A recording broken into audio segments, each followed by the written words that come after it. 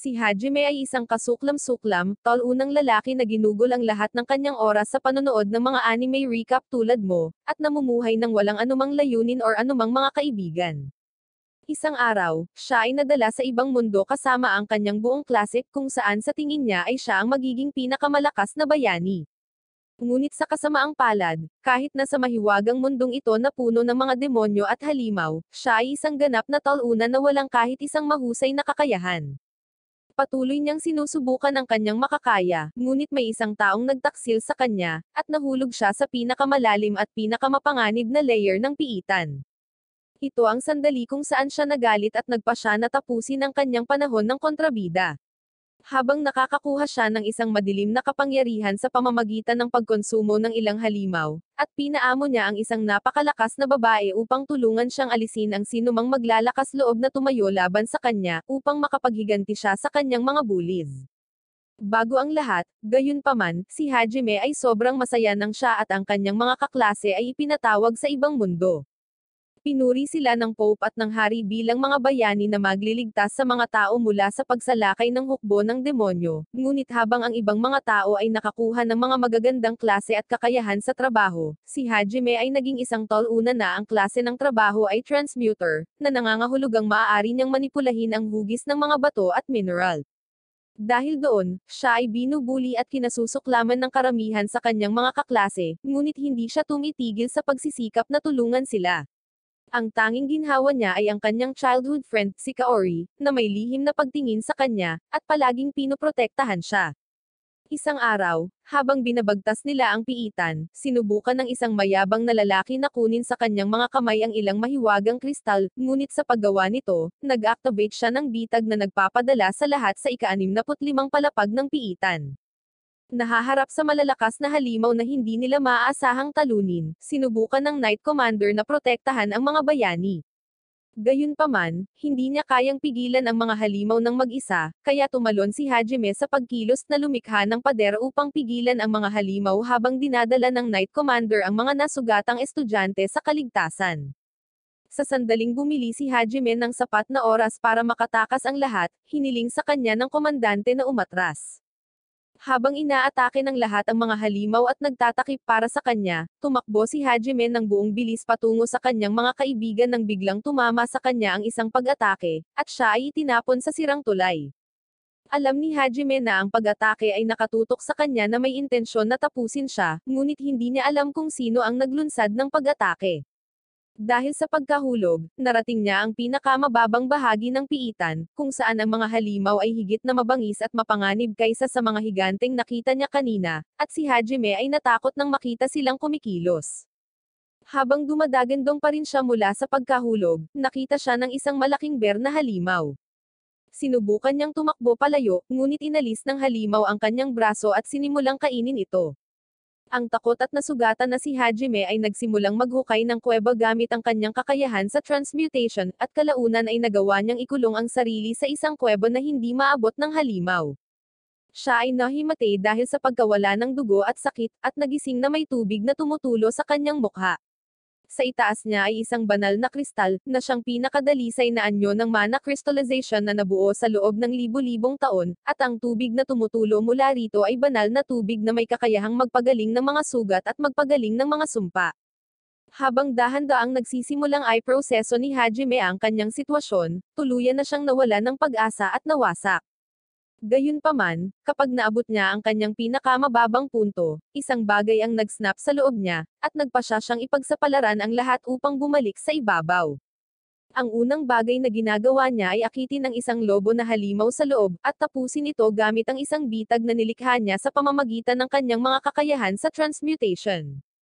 Sinimulan niyang kainin ang hilaw na karne ng halimaw na lobo, ngunit hindi ito tugma sa katawan ng tao. Pakiramdam ni Hajime ay parang may napupunit at bumubukas mula sa loob, at sa isang estado ng gulat, mabilis siyang uminom ng ilang banal na tubig upang pagalingin ang kanyang sarili. Ang demonyong DNA sa loob ng halimaw ay nagsimulang baguhin ang DNA ni Hajime. Ang kanyang katawan ay nagsisimulang mamaga habang ang kanyang buhok ay pumuputi, ngunit hindi niya namamalayan ito dahil sa lahat ng sakit. Pagkagising niya lang ay napagtanto niya ang mga pagbabagong naganap sa kanyang katawan. Agad na tiningnan ni Hajime ang kanyang status plate at nalaman na tumaas ang kanyang level dahil sa pagkain ng karne ng halimaw, at nakakuha din siya ng mga bagong kasanayan. Hindi lamang iyon, ang kanyang mga kakayahan sa transmuter ay bumuti pagkatapos ng pag-level up, at ngayon ay maaari niyang makilala ang uri ng mga bato at mineral sa pamamagitan lamang ng pagtingin sa mga ito. Gamit ang bagong nahanap na kakayahan na ito, natuklasan niya ang mga bato na talagang matigas at mga bato na gumagana tulad ng pulbura, at lumikha ng isang fully functional na revolver at live na ammo gamit ang kanyang mga kakayahan sa transmuter. Nagtagumpay siya sa pagpaslang sa isang halimaw ng kuneho sa isang tama lang ng baril, at pagkatapos ay kinakain ang karne nito upang makakuha ng higit pang mga antas at kasanayan. Gamit ang mga bagong kakayahan, pumunta si Hajime sa malaking halimaw para sa isang rematch. Iniiwasan niya ang mga pag-atake ng oso gamit ang kanyang superior mobility at pinaputukan ito ng baril, ngunit medyo maliksi rin ang oso. Si Hajime ay itinapon sa lupa, pagkatapos ay gumamit siya ng flashbang upang bulagin ang oso at masira ang braso nito sa pamamagitan ng pag-atake dito. Kinakain niya ang braso at pagkatapos ay umiinom ng holy water para ma-neutralize ang sumpa bago ginulat ng kidlat ang halimaw, at pagkatapos ay pinaputukan ito sa ulo upang tapusin ang laban na ito. Di nagtagal, nagsimulang lumipat si Hajime sa ilalim ng piitan, kinakain ang mga halimaw na kanyang hinuhuli at neutralisahin ang kanilang sumpa gamit ang banal na tubig, habang lumilikha ng mga bala at higit pang mga tool gamit ang kanyang mga kakayahan. Hindi nagtagal, dumating siya sa silid ng boss, ngunit ang higanteng pinto ay nangangailangan ng 3 orbs upang mabuksan. Sinubukan ni Hajime na gamitin ang kanyang transmutation powers para buksan ang pinto, ngunit nabigla lang siya at na-activate ang higanteng Cyclops monsters na nagbabantay sa gate. Agad na pinaslang ni Hajime ang isang halimaw habang ito ay nakalaya sa pamamagitan ng pag-atake sa mata nito, ngunit ang isa pang halimaw ay nagbigay sa kanya ng problema. Gayunpaman, nalabanan niya ang halimaw sa pamamagitan ng patuloy na pag-atake sa kanya at pagkatapos ay pagpunta sa likod niya, na nagbibigay sa kanya ng pagkakataong ibagsak siya gamit ang isang bala sa kanyang mata. Kumuha siya ng 2 magic core mula sa mga halimaw na sapat na para mabuksan ang pinto. Pagdating sa loob, nakita ni Hajime ang isang blonde na babae na nakatatak sa loob ng napakasamang sinaunang bulwagan. Sa kanyang bagong nahanap na Sigma male personality, hindi pinapansin ni Hajime ang babae at nagsimulang maglakad palayo kahit na nagmamakaawa siya sa kanya na iligtas siya. Sinasabi ni Hajime na hindi siya obab para palayain siya dahil tiyak na delikado siya kung may magtatatak sa kanya dito. Gayunpaman, nang sabihin sa kanya ng babae na may nagkanulo sa kanya, nakipag-ugnay siya sa kanya at hiniling sa kanya na sabihin sa kanya ang buong kwento. Sinabi sa kanya ng babae na siya talaga ang prinsesa ng kaharian ng mga vampira, ngunit ipinagkanulo siya ng kanyang tiyuhin at ng mga ministro upang aisil ang isang trono. Dahil mayroon siyang hindi kapani-paniwalang regenerative powers, siya ay karaniwang immortal, at sa gayon ay sinliyuhan siya ng traidor dito. Pinagkakatiwalaan ni Hajime ang kanyang mga salita, at sinira ang kanyang bilangguan gamit ang kanyang mga kakayahan sa transmutation. Kapag napalaya na ang babae, pinasalamatan niya si Hajime, at hiniling niya sa kanya na magpakilala. Hiniling niya sa kanya na bigyan siya ng bagong pangalan dahil nakalimutan na niya ang dati niyang pangalan. Pinangalanan siya ni Hajime na Yue, at tuwang-tuwa ang babae kaya niyakap niya siya. Biglang, ilang spike ang lumipad patungo sa kanila, tumusok sa likod ni Hajime, at siya ay bumagsak sa lupa na sumisigaw sa sakit. Hinugot niya ang mga spike gamit ang tulong ni Yue, at pagkatapos ay nagbuhos ng ilang banal na tubig upang pagalingin ang kanyang mga sugat. Tumingin siya sa itaas ng mga ito upang hanapin ang kahindak-hindak na halimaw na alakdan, na nakatalaga dito upang tapusin ang sinumang magtangkang palayain ang prinsesa ng vampira. Binuhat ni Hajime si Yue sa kanyang likod habang umiiwas siya sa mga pag-atake ng halimaw habang patuloy na pinaputukan ito, ngunit ang makapal na shell ng halimaw ay hindi mabutas ng maliliit na bala. Nang wala ng ibang pagpipilian, bumaba si Yue at biglang kumagit sa leeg ni Hajime, sinipsip ang kanyang dugo upang mabawi ang kanyang kapangyarihan. Pagkatapos ay gumamit siya ng malakas na asol na bola ng apoy upang magkaroon ng napakalaking pinsala ang halimaw, ngunit napapagod din ang sarili sa proseso. Hiniling sa kanya ni Hajime na gawin ito ng isang beses lang, at pinaputukan ang eksaktong lugar kung saan tumama ang 2 bowl ang apoy, na napinsala ang mga panloob na organo ng halimaw at pinaslang ito. Pagkatapos ay sinimulan niya ang pag-ukit ng karne nito habang nakikipag-usap siya kay Yue, na nagsasabi na ang mga vampira ay nawala 300 taon na ang nakalilipas na nangangahulugang siya ay tiyak na higit sa 300 taon. Pagkatapos ay tinanong siya ni Hajime tungkol sa paglabas ng piitan, ngunit wala siyang ideya tungkol dito. Gayunpaman, alam niya na ito ay itinayo ng isa sa mga Mavericks, ang mga mensahero ng mga Diyos na naghimagsik laban sa mga Diyos, natalo sa labanan, at sumilong sa mga piitan na ginawa nila. Narinig ni Yue na ang mga Mavericks ay naninirahan sa ilalim ng mga piitan, at naniniwala si Hajime na kapag nahanap nila sila, maaari silang bumalik sa ibabaw. Bago iyon, sinusuri niya ang shell ng halimaw at ginagamit ito upang lumikha ng mas malakas na baril at ammo. Susunod, sila ni Yue ay tumungo sa pinakamalalim na bahagi ng piitan, at ikinwento ni Hajime sa kanya ang kwento kung paano siya napunta rito. Napaluha si Yue nang marinig ang kanyang kwento, at nagsimula silang magbonding habang magkasama sila. Hindi nagtagal, nakatagpo sila ng ilang T-Rex na halimaw na minamanipula ng isang flower parasite sa kanilang mga ulo. Nalampasan ni Hajime ang mga halimaw, at nakahanap ng kuweba kung saan naruroon ang pinagmulan ng mga flower parasite. Biglang nagsimulang umatake si Yue kay Hajime dahil nahulog din siya sa kontrol ng flower parasite. Kahit papaano ay nakaiwas si Hajime sa lahat ng kanyang mga pag-atake ng hindi gumaganti, ngunit nang sabihin sa kanya ni Yue na huwag mag-alala tungkol sa kanya at umatake, hindi siya nagaksaya ng kahit isang segundo at inatake ang bulaklak sa kanyang ulo upang mapalaya siya mula sa parasite. Pagkatapos ay pinaslang niya ang parasite flower, ngunit ngayon ay nagalit si Yue na talagang pinaputukan niya ito kapag sinabi nito sa kanya. Maya-maya, kinakain niya ang karne ng mga halimaw habang si Yue ay mapang-akit na gumagapang patungo sa kanya, dinilaan ang kanyang mga labi dahil nahumaling na siya sa kanyang dugo.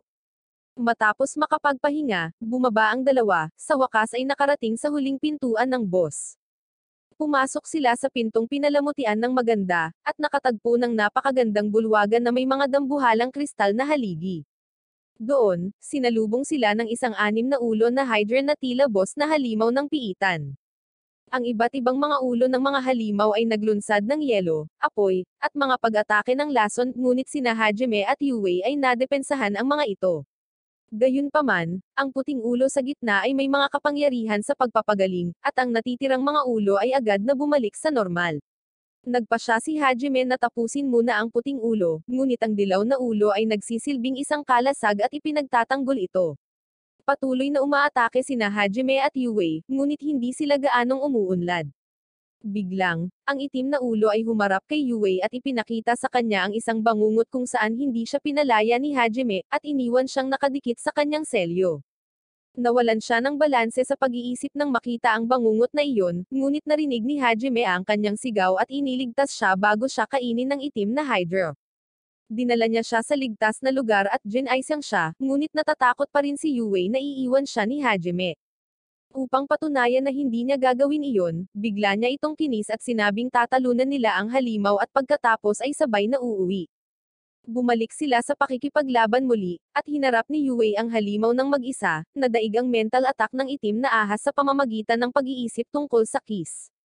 Naglulunsad siya ng isang malakas na pag-atake sa Hydra habang si Hajime ay palihim na umaatake dito. Walang sapat na pinsala ang kanyang revolver, kaya nagpa siya siyang subukan ang kanyang bagong baril. Hinihintay niyang makapasok ang puti, itim, at dilaw na mga ulo sa isang linya at pagkatapos ay inatake silang tatlo ng isang putok mula sa kanyang baril. Tinapos ni Yue ang natitirang 3 ulo gamit ang malakas na mahika ng kidlat, at bumagsak sa lupa dahil sa pagod. Hinayaan din ni Hajime ang kanyang pagbabantay, ngunit sa eksaktong sandaling iyon, ang ikapitong lihim na pinuno ng halimaw ay bumangon at inatake si Yue.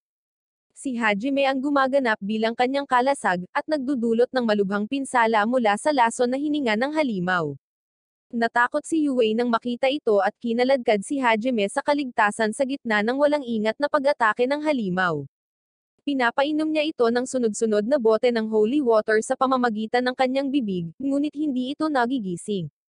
Sa desperadong pagsisikap na iligtas siya, kinuha ni Yue ang kanyang pistole at sumugod sa Hydra upang talunin ito ng mag-isa. Gayunpaman, ang maliit na baril ay hindi nakakagawa ng anumang pinsala, at siya ay natumba. Nagsimulang umiyak si Yue habang iniisip niyang pareho silang masasawi dito, ngunit ang kanyang mga luha ay nagpagising kay Hajime.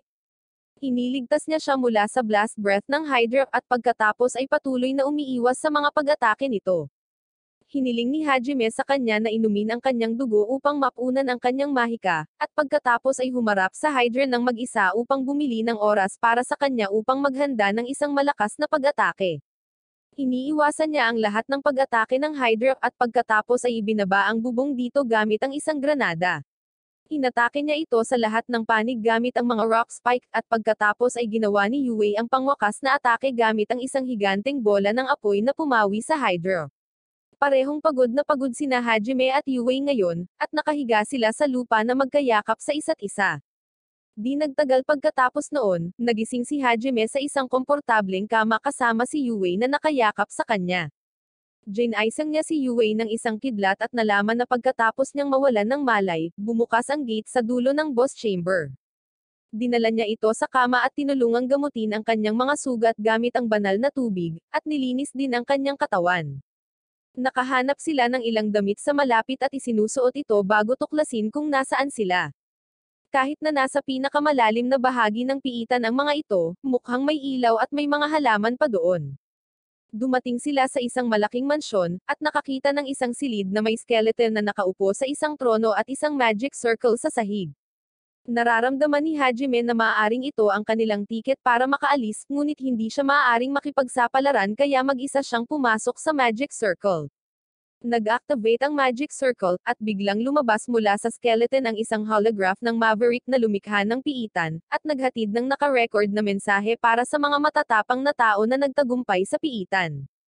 Inihayag ng Maverick ang ilang katotohanan ng mundo at ang kanilang pakikipagdigma sa isang Diyos, at pagkatapos ay ibinigay kay Hajime ang kanyang kapangyarihan, hinihiling lamang sa kanya na huwag gamitin ito para sa kasamaan. Naglaho ito pagkatapos iyon, at pagkatapos ay biglang, si Hajime ay nakaramdam ng matinding kirot sa kanyang ulo habang ang kaalaman ng Maverick ay dumadaloy sa kanyang utak. Kakakuha lang niya ng sinaunang mahika na kabilang sa era ng mga Diyos na tinatawag na salamangka ng paglikha, at pinapayagan siya nitong gumawa ng mga artifact. Inilibing niya ang katawan ng Maverick, at pagkatapos ay ginamit ang kanyang singsing upang makakuha ng akses sa lahat ng nasa Langa. Ang Langa ay puno rin ng mga sinaunang artifact at kaalaman na hindi makikita kahit saan, at si Hajime ay naglalaan ng oras upang makakuha ng akses sa lahat.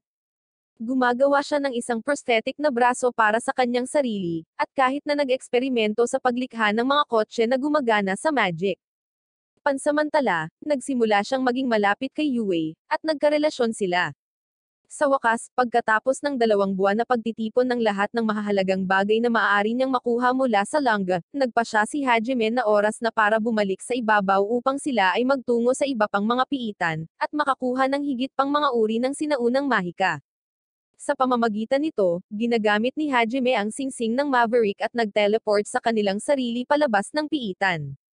Sa labas mismo ng labasan ng piitan, isang kuneho na babae ang tumatakas mula sa isang 2 ulo na T-Rex na halimaw, at nagdarasal siya na may magligtas sa kanya.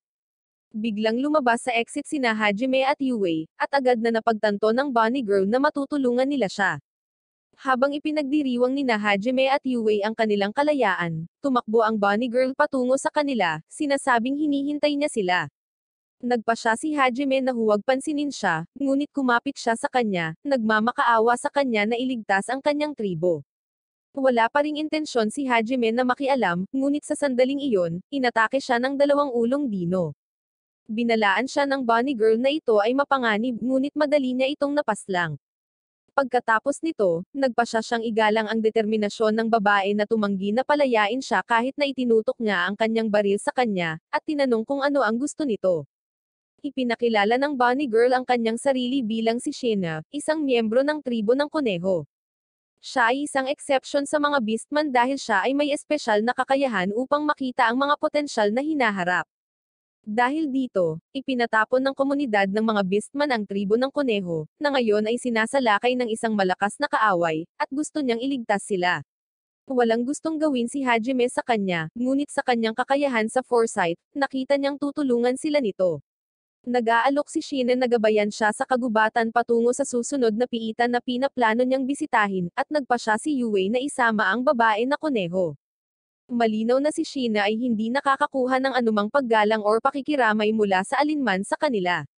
Sumakay si Hajime sa kanyang motorbike kasama ang dalawang babae, at nagmamadaling iligtas ang tribo ng kuneho na inaatake ng mga lumilipad na dino monsters. Ginamit ni Hajime si Sheena bilang decoy, at itinapon siya sa langit para akitin ang mga dino na malapitan para mabilis niyang harapin ang mga ito. Umiiyak si Sheena na masyado siyang malupit sa kanya, ngunit walang pakialam si Hajime. Tinutulungan niya ang kanyang angkan sa pamamagitan ng pakikipag-alyansa sa kanila sa iba pang mga species ng beastmen sa pamamagitan ng puwersa or diplomasya, ngunit pagkatapos ay sinimulan nilang hilingin sa kanya na turuan sila kung paano ipagtanggol ang kanilang sarili. Sinubukan ni Hajime na turuan sila kung paano lumaban, ngunit sila ay masyadong mahiyain para saktan ang sinumang buhay na nilalang at nalilihis ng bawat cute na bagay. Galit na galit dito, nagbanta si Hajime na tatapusin niya sila kung hindi sila papaslang ng mga halimaw. Sa kabilang banda, patuloy na nagsasanay si Sheena kasama si Yue para mapatunayan niya ang kanyang halaga kay Hajime. Gamit ang kanyang pisikal na pagpapahusay na magic, siya ay may malupit na lakas ng isang halimaw at nagawang mag-iwan ng gasgas sa mukha ni Yue. Kapag nagtagumpay siya sa paggawa nito, hiniling niya kay Hajime na isama siya sa kanyang paglalakbay. Nagtatanong si Hajime kung bakit gusto niya iyon, at namumula si Sheena habang sinasabi nito na mahal niya siya. Si Hajime ay medyo nagulat dahil doon, ngunit sa sandaling iyon, ang mga miyembro ng tribo ng kuneho ay dumating doon, at ngayon sila ay naging mga junkies na nananabik sa karahasan sa ilalim ng utos ni Hajime. Pagkatapos nito, dinala nila si Hajime sa isang espesyal na pasukan ng piitan sa kailaliman ng maulap na kagubatan, ngunit para mabuksan ito, kailangan niya ng mga labi mula sa 3 pang piitan. Nagpasya siyang umalis sa kagubatan kinabukasan, at nang gabing iyon, napapayag ni Sheena si Yue na isama siya, nangako na malaki ang maitutulong niya. Kinabukasan, sinabi ni Yue kay Hajime na dapat nilang isama ang bunny girl, at kahit na binabalaan niya ito tungkol sa mga panganib ng kanilang paglalakbay, siya ay matatag dahil naniniwala siya na kung mananatili siya sa tabi ni Hajime at magtrabaho ng husto, maaari siyang gumanti ng mapagmahal na damdamin para sa kanya. Umalis sila sa kanilang paglalakbay kasama ang kakaibang kakayahan ni Sheena, na tumutulong sa kanila na makahanap ng isang nakatagong piitan sa loob ng isang kanyan. Pumasok sila sa piitan, ginagabayan ng isang boses ng Maverick na nagtayo ng lugar na ito. Nalaman nilang limitado ang kanilang paggamit ng magic sa piitan, kaya kailangan nilang umasa sa malupit na lakas ni Sheena upang maiwasan ang iba't ibang mga bitag. Sa kalaunan, dumating sila sa silid ng boss, at ang malalaking armor na nakahanay sa magkabilang gilid ng silid ay nag-activate upang labanan sila. Si Hajime ay sumugod at natalo sila, at inalalayan sila ni Yue gamit ang isang compressed water cannon. Nagagawa nilang malagpasan ang lahat ng kalaban, at tumalon sa isang lumulutang na cube na nagdadala sa kanila sa isang kakaibang espasyo kung saan nahanap nila ang boss ng piitan. Ito ay isang malaking buhay na baluti na may kamalayan ng Maverick na nagpapatakbo nito. Alam ng armor na naklear na ni Hajime at ng kanyang grupo ang isang piitan, kaya tinanong niya ito kung bakit gusto niyang mag-clear ng mas maraming piitan at makakuha ng kaalaman sa sinaunang mahika. Sinabi sa kanya ni Hajime na pilit siyang pinatawag ng Diyos ng mundong ito sa mundong ito, at gusto niya ang lahat ng kapangyarihan sa mundo para makabalik siya sa Earth. Sinabi ng Maverick na nakikiramay siya sa kanya, ngunit hindi siya tutulungan ito. Bilang tugon, agad siyang pinaputukan ni Hajime at inaalalayan siya ni Sheena, ngunit ang armor ay hindi kapani-paniwalang matigas, at ang rocket launcher ay naglalagay lamang ng bahagyang dent doon. Susunod, inatake sila ng Maverick sa pamamagitan ng paglansad ng malalaking bloke ng bato sa kanila, at hindi sila kayang tangayin ni Hajime, kaya hinawakan niya ang mga babae at patuloy na tumatalon sa ibabaw ng mga bloke. Hinabot niya ang likod ng buhay na armor at naglunsad ito ng kawit, ginamit ito para makalapit at paputukan ito mula sa malapit. Ang pag-atake na ito ay namamahala upang ihagis ang armor sa lupa, at pagkatapos ay ginamit ni Yue ang lahat ng kanyang kapangyarihan upang i-freeze ang baluti sa lugar nito. Inilabas ni Hajime ang kanyang pinakabagong sandata, isang pile driver na may hindi kapani-paniwalang lakas sa paglagos, at sinubukang atakihin ang armor gamit iyon, ngunit hindi sapat ang kanyang magic power. Gayunpaman, umaasa siya kay Shin na gagawin ang isang huling pag-atake, at ginamit niya ang bakal na nakaipit sa armor para itulak ito ng malalim sa loob at basagin ang core. Ang baluti ay biglang huminto sa paggana, at pinuri ni Hajime at Yue si Shin. Bigla silang nag-ambala ng boses ng Maverick na ginagamit ang huling bahagi ng kanyang lakas para kausapin si Hajime. Binalaan niya siya tungkol sa ilang makapangyarihang mga kaaway na maaari niyang harapin sa hinaharap, at sinabi sa kanya na wala siyang magagawa kundi maging ang God Killer balang araw. Hinihiling niya sa kanya ang pinakamahusay na swerte sa kanyang paglalakbay. Nang umalis ang kanyang kaluluwa sa higanteng baluti, bumukas ang pinto sa pugad ng Maverick. Nang makarating doon si Hajime at ang kanyang kasamahan, laking gulat nila nang makitang may clone pa ang Maverick na naiwan ang kanyang kamalayan. Natama nila ang clone bago bigyan sila ng Maverick ng kaalaman sa gravity magic, ngunit si Yue lamang ang katugma dito. Pagkatapos ay sinimulan ni Hajime na kalampagin ang clone upang hingin ang mga kayamanan nito, at nagalit dito, hinailan ng clone ang isang lubad na nagiging sanhi ng pagbaha ng tubig sa lawa. Si Hajime at ang dalawang babae ay tinangay ng agos at natangay sa tubig mula sa isang kalapit na lawa. Dumating sila sa bayan upang humanap ng masisilungan. Kinabukasan, ipinatawag sila ng pinuno ng Adventurer Guild na nakarinig tungkol sa pagtawid nila sa mapanganib na kanyon ng mag-isa. Mayroon siyang kahilingan sa trabaho para kay Hajime, na ayaw tanggapin ito, ngunit hinihiling sa kanya ng pinuno ng guild na makinig man lang sa kanya. Inihayag niya na ang anak ng isang count ay pumunta sa bundok kasama ang kanyang adventuring group, ngunit nawala sila, at gusto niyang ibalik siya ng grupo ni Hajime ng ligtas. Sa simula ay hindi interesado si Hajime ngunit sumang-ayon sa kondisyon na susuportahan siya ng guild sa tuwing kailangan niya ng tulong. Dahil doon, sumakay siya sa kanyang motorbike patungo sa maliit na bayan sa paanan ng bundok, na hindi alam na ang isang grupo ng kanyang mga kaklase ay nagsusumikap doon sa ilalim ng kanilang guro sa klase, si Yuko, na may job title na farmer, na ginagawang lubos na mahalaga para sa kaharian. Pagkawala ni Hajime, nagawa niyang makipag-ayos sa hari upang hindi ipadala ang mga hindi makalaban sa frontline, at sumama sila sa kanya sa bayan upang gawing sapat ang kaharian sa pagkain. Habang kumakain si Yuko at ang mga estudyante ng tanghalian, pumasok si Hajime at ang kanyang grupo sa parehong inn. Nang marinig sila ng malakas na nagtatalo, nakilala ni Yuko ang boses ni Hajime at nagmamadaling pumunta sa kanyang mesa. Nataranta si Hajime nang makita siya roon at tinawag na kanyang guro, na nagbibigay ng katotohanan na siya si Hajime sa kabila ng kanyang pagbabago sa hitsura. Naging emosyonal si Yuko nang makita siya at kumapit sa kanya, hinihiling na malaman ang lahat ng nangyari sa kanya. Sinabihan siya ni Yue na huminahon, at pagkatapos ay nagsimulang kumain ang lahat ng curry at kanin ng mabilis habang sinusubukang iwasan ni Hajime ang mga tanong ng kanyang guro. Sa sandaling iyon, ang mayabang na kabalyero na nag-e-escort kay Yuko at ang iba pa ay pumunta doon at sinimulan siyang insultuhin si Shin at dahil sa pakikibahagi ng isang table sa mga tao kapag siya ay isang mababang uri ng beast folk. Agad na pinaputukan ni Hajime ang kanyang braso bilang babala at sinabi sa kanya na tatapusin niya siya ng tunay sa susunod na pagkakataon. Pinagmamasdan siya ng iba pa niyang mga kaklase sa pagitan at nagtataka kung paano nagbago ng husto ang mahiyain na si Hajime sa hitsura at personalidad. Pagkatapos ng tanghalian, sinabi ni Hajime kay Yuko at sa iba pa na wala siyang planong makialam sa kanilang negosyo, at ayaw niyang ipasok nila ang kanilang mga sarili sa kanyang mga gamit. Umalis siya pagkatapos iyon, iniiwang naiinis si Yuko na hindi niya ito kinausap ng maayos. Sa gabi, pumapasok si Hajime sa silid ni Yuko upang makipag-usap ng pribado dahil ayaw niyang marinig ng iba ang katotohanan ng mas maaga. Sinabi niya kay Yuko na matagal na ang nakalipas, ang mundo ay puno ng digmaan sa pagitan ng mga tao, mga demonyo, at mga beastmen, at ang sitwasyon ay mas malala kaysa ngayon.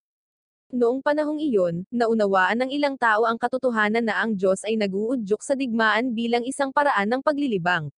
Dahil sa galit, nagsanib puwersa ang mga tao para pigilan ito at wakasan ang mga digmaan, ngunit nabigo sila at isa-isa silang tinugis.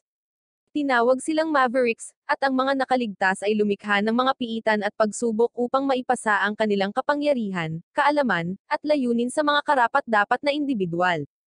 Sinabi ni Hajime kay Yuko na wala siyang planong kalabanan ang Diyos ng mundong ito at gusto na lang niyang umuwi. Iginagalang niya si Yuko at alam niyang gusto rin itong ibalik ang lahat sa kanilang mundo, at nag-aalok siya na kunin siya kapag nakahanap na siya ng paraan. Si Hajime ay nagsimulang umalis, ngunit bago pumunta, hiniling niya sa kanya na bigyan ng babala si Kaori at ang iba pa tungkol sa isang taksil sa kanilang grupo, na inihayag na hindi siya aksidenteng nahulog sa piitan ngunit may umatake sa kanya ng kusa. Lumabas siya ng silid pagkatapos iyon, iniwan si Yuko na labis na kinakabahan. Kinabukasan, habang papaalis na si Hajime at ang mga babae para sa kanilang misyon, nakita nila si Yuko at ang iba pang naghihintay sa kanila, iginiit na sasama sila at tutulungan sila. Hindi makapagtalo ng matagal si Hajime sa kanyang guro, kaya nagpasya siyang isama ang lahat sa kanyang sasakyan. Habang nasa daan, sinabi ni Yuko kay Hajime ang tungkol sa isa pang estudyante na nawala ilang araw na ang nakalipas, at nag-aalala siya sa kanya. Ngayon ay bigla siyang nakatulog sa balikat ni Hajime na pinagseselosan nila Yue at Shinya. Kapag naabot na nila ang base ng bundok, pinakawala ni Hajime ang ilan sa mga surveillance drone na ginawa niya. Nakukuha niya ang mga visual mula sa mga drone sa real-time gamit ang kanyang magic stone ay pumunta upang tingnan ang mga ito, at nakakita ng isang malaking crater na may mga palatandaan ng isang labanan at isang malaking yapak ng mga paa. Umakyat sila sa bundok at natagpuan ang anak ng konde sa isang kuweba na nakatago sa loob ng talon. Ginaisang nila siya, at nagsimulang humagulgol at umiyak ang lalaki na siya lang ang nakaligtas at ang iba pa niyang grupo ay pinaslang ng itim na dragon. Anyway, iniligtas siya ni Hajime at nagsimulang magtungo pabalik sa bayan nang bigla silang inatake ng itim na dragon. Naglabas si Hajime ng isang mabigat na kalasag upang magprotekta laban sa blast breath ng dragon, at pagkatapos ay inatake ito ni Yue gamit ang kanyang asol na bowl ang apoy. Hinampas din ito ni Shina gamit ang kanyang martilyo, ngunit ang dragon ay masyadong makunat. Nagagawa nitong itulak ang mga babae pabalik, at kahit ang mga baril ni Hajime ay walang epekto dito. Hinatake ng dragon ang anak ng konde, ngunit nailigtas siya ni Yue. Sinubukan siyang suportahan ng iba pa niyang mga kaklase, ngunit sinabihan sila ni Hajime na tumayo sa likuran ni Yue para hindi sila makahadlang sa kanya. Una niyang kinontra ang blast breath ng dragon gamit ang railgun, at pagkatapos ay sinuntok ito sa bituka. Nagpupumiglas pa rin ang dragon, kaya ginamit ni Hajime ang kanyang pile driver dito, at pagkatapos ay tinapos ito ni Shine sa isang malakas na atake ng kanyang martilyo.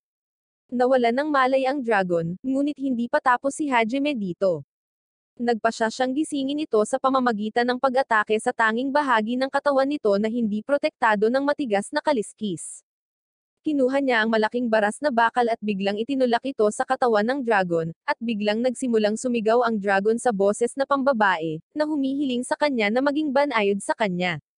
Napagtanto ni Hajime na siya ay talagang isang dragonborn at hindi isang tunay na dragon, at pinatunayan niya ito. Nakiusap siya kay Hajime na alisin ang pamalo sa kanyang likuran dahil nawala na ang lahat ng kanyang mana, at magiging tao na siya anumang oras ngayon, kaya masasawi siya kapag mananatili ang pamalo doon. Tumanggi si Hajime na gawin ito bago makakuha ng ilang mga sagot mula sa kanya, at sinabi sa kanya ng Dragonborn na nagpapahinga siya sa mga bundok nang biglang may isang lalaking nakasuot ng itim na robe ang lumapit sa kanya, at binigyan siya ng isang malakas na magic control sa kanyang isip.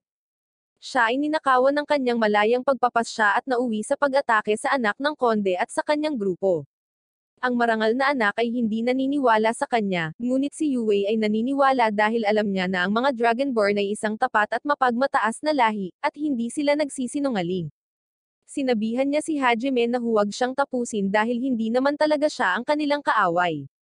Pagkatapos ay hiniling ng Dragonborn sa kanya na kunin ang pamalo sa kanyang katawan, at sinimula ni Hajime na hilahin ito palabas. Gayunpaman, ang sensasyong iyon ay gumising sa isang pakiramdam sa loob ng Dragonborn na babae, at nang makalabas ang pamalo, siya ay sumisigaw sa labis na kaligayahan habang siya ay nagiging kanyang anyo ng tao. Ipinakilala niya ang kanyang sarili bilang si Tanya, at pagkatapos ay ibinunyag na ang mage na may itim na damit na kumokontrol sa kanya ay bumubuo ng hukbo ng mga halimaw, gamit ang plano niyang salakayin ang mga kalapit na bayan. Kinumpirma ito ni Hajime gamit ang kanyang mga drone, at nalaman na mayroong higit sa 60,000 monsters sa hukbo, ngunit ang kanilang controller ay wala kahit saan. Naisip ni Yuko na dapat nilang ipaalam kaagad ito sa bayan, at tinanong ng anak ng Count si Hajime kung wala siyang magagawa tungkol dito. Sumagot siya na kahit gusto niya, hindi niya kayang harapin ang napakaraming halimaw ng sabay-sabay. Nagsimula siyang maglakad palayo, ngunit pagkatapos ay nagsimulang magsalita si Tanya tungkol sa kung paano niya nilabag ang kanyang katawan, at ipinaalam sa kanya kung ano ang tunay na kasiyahan. Galit na galit si Hajime sa kanya, ngunit ang malamig na tingin ni Tanya ay bumaling din sa kanya.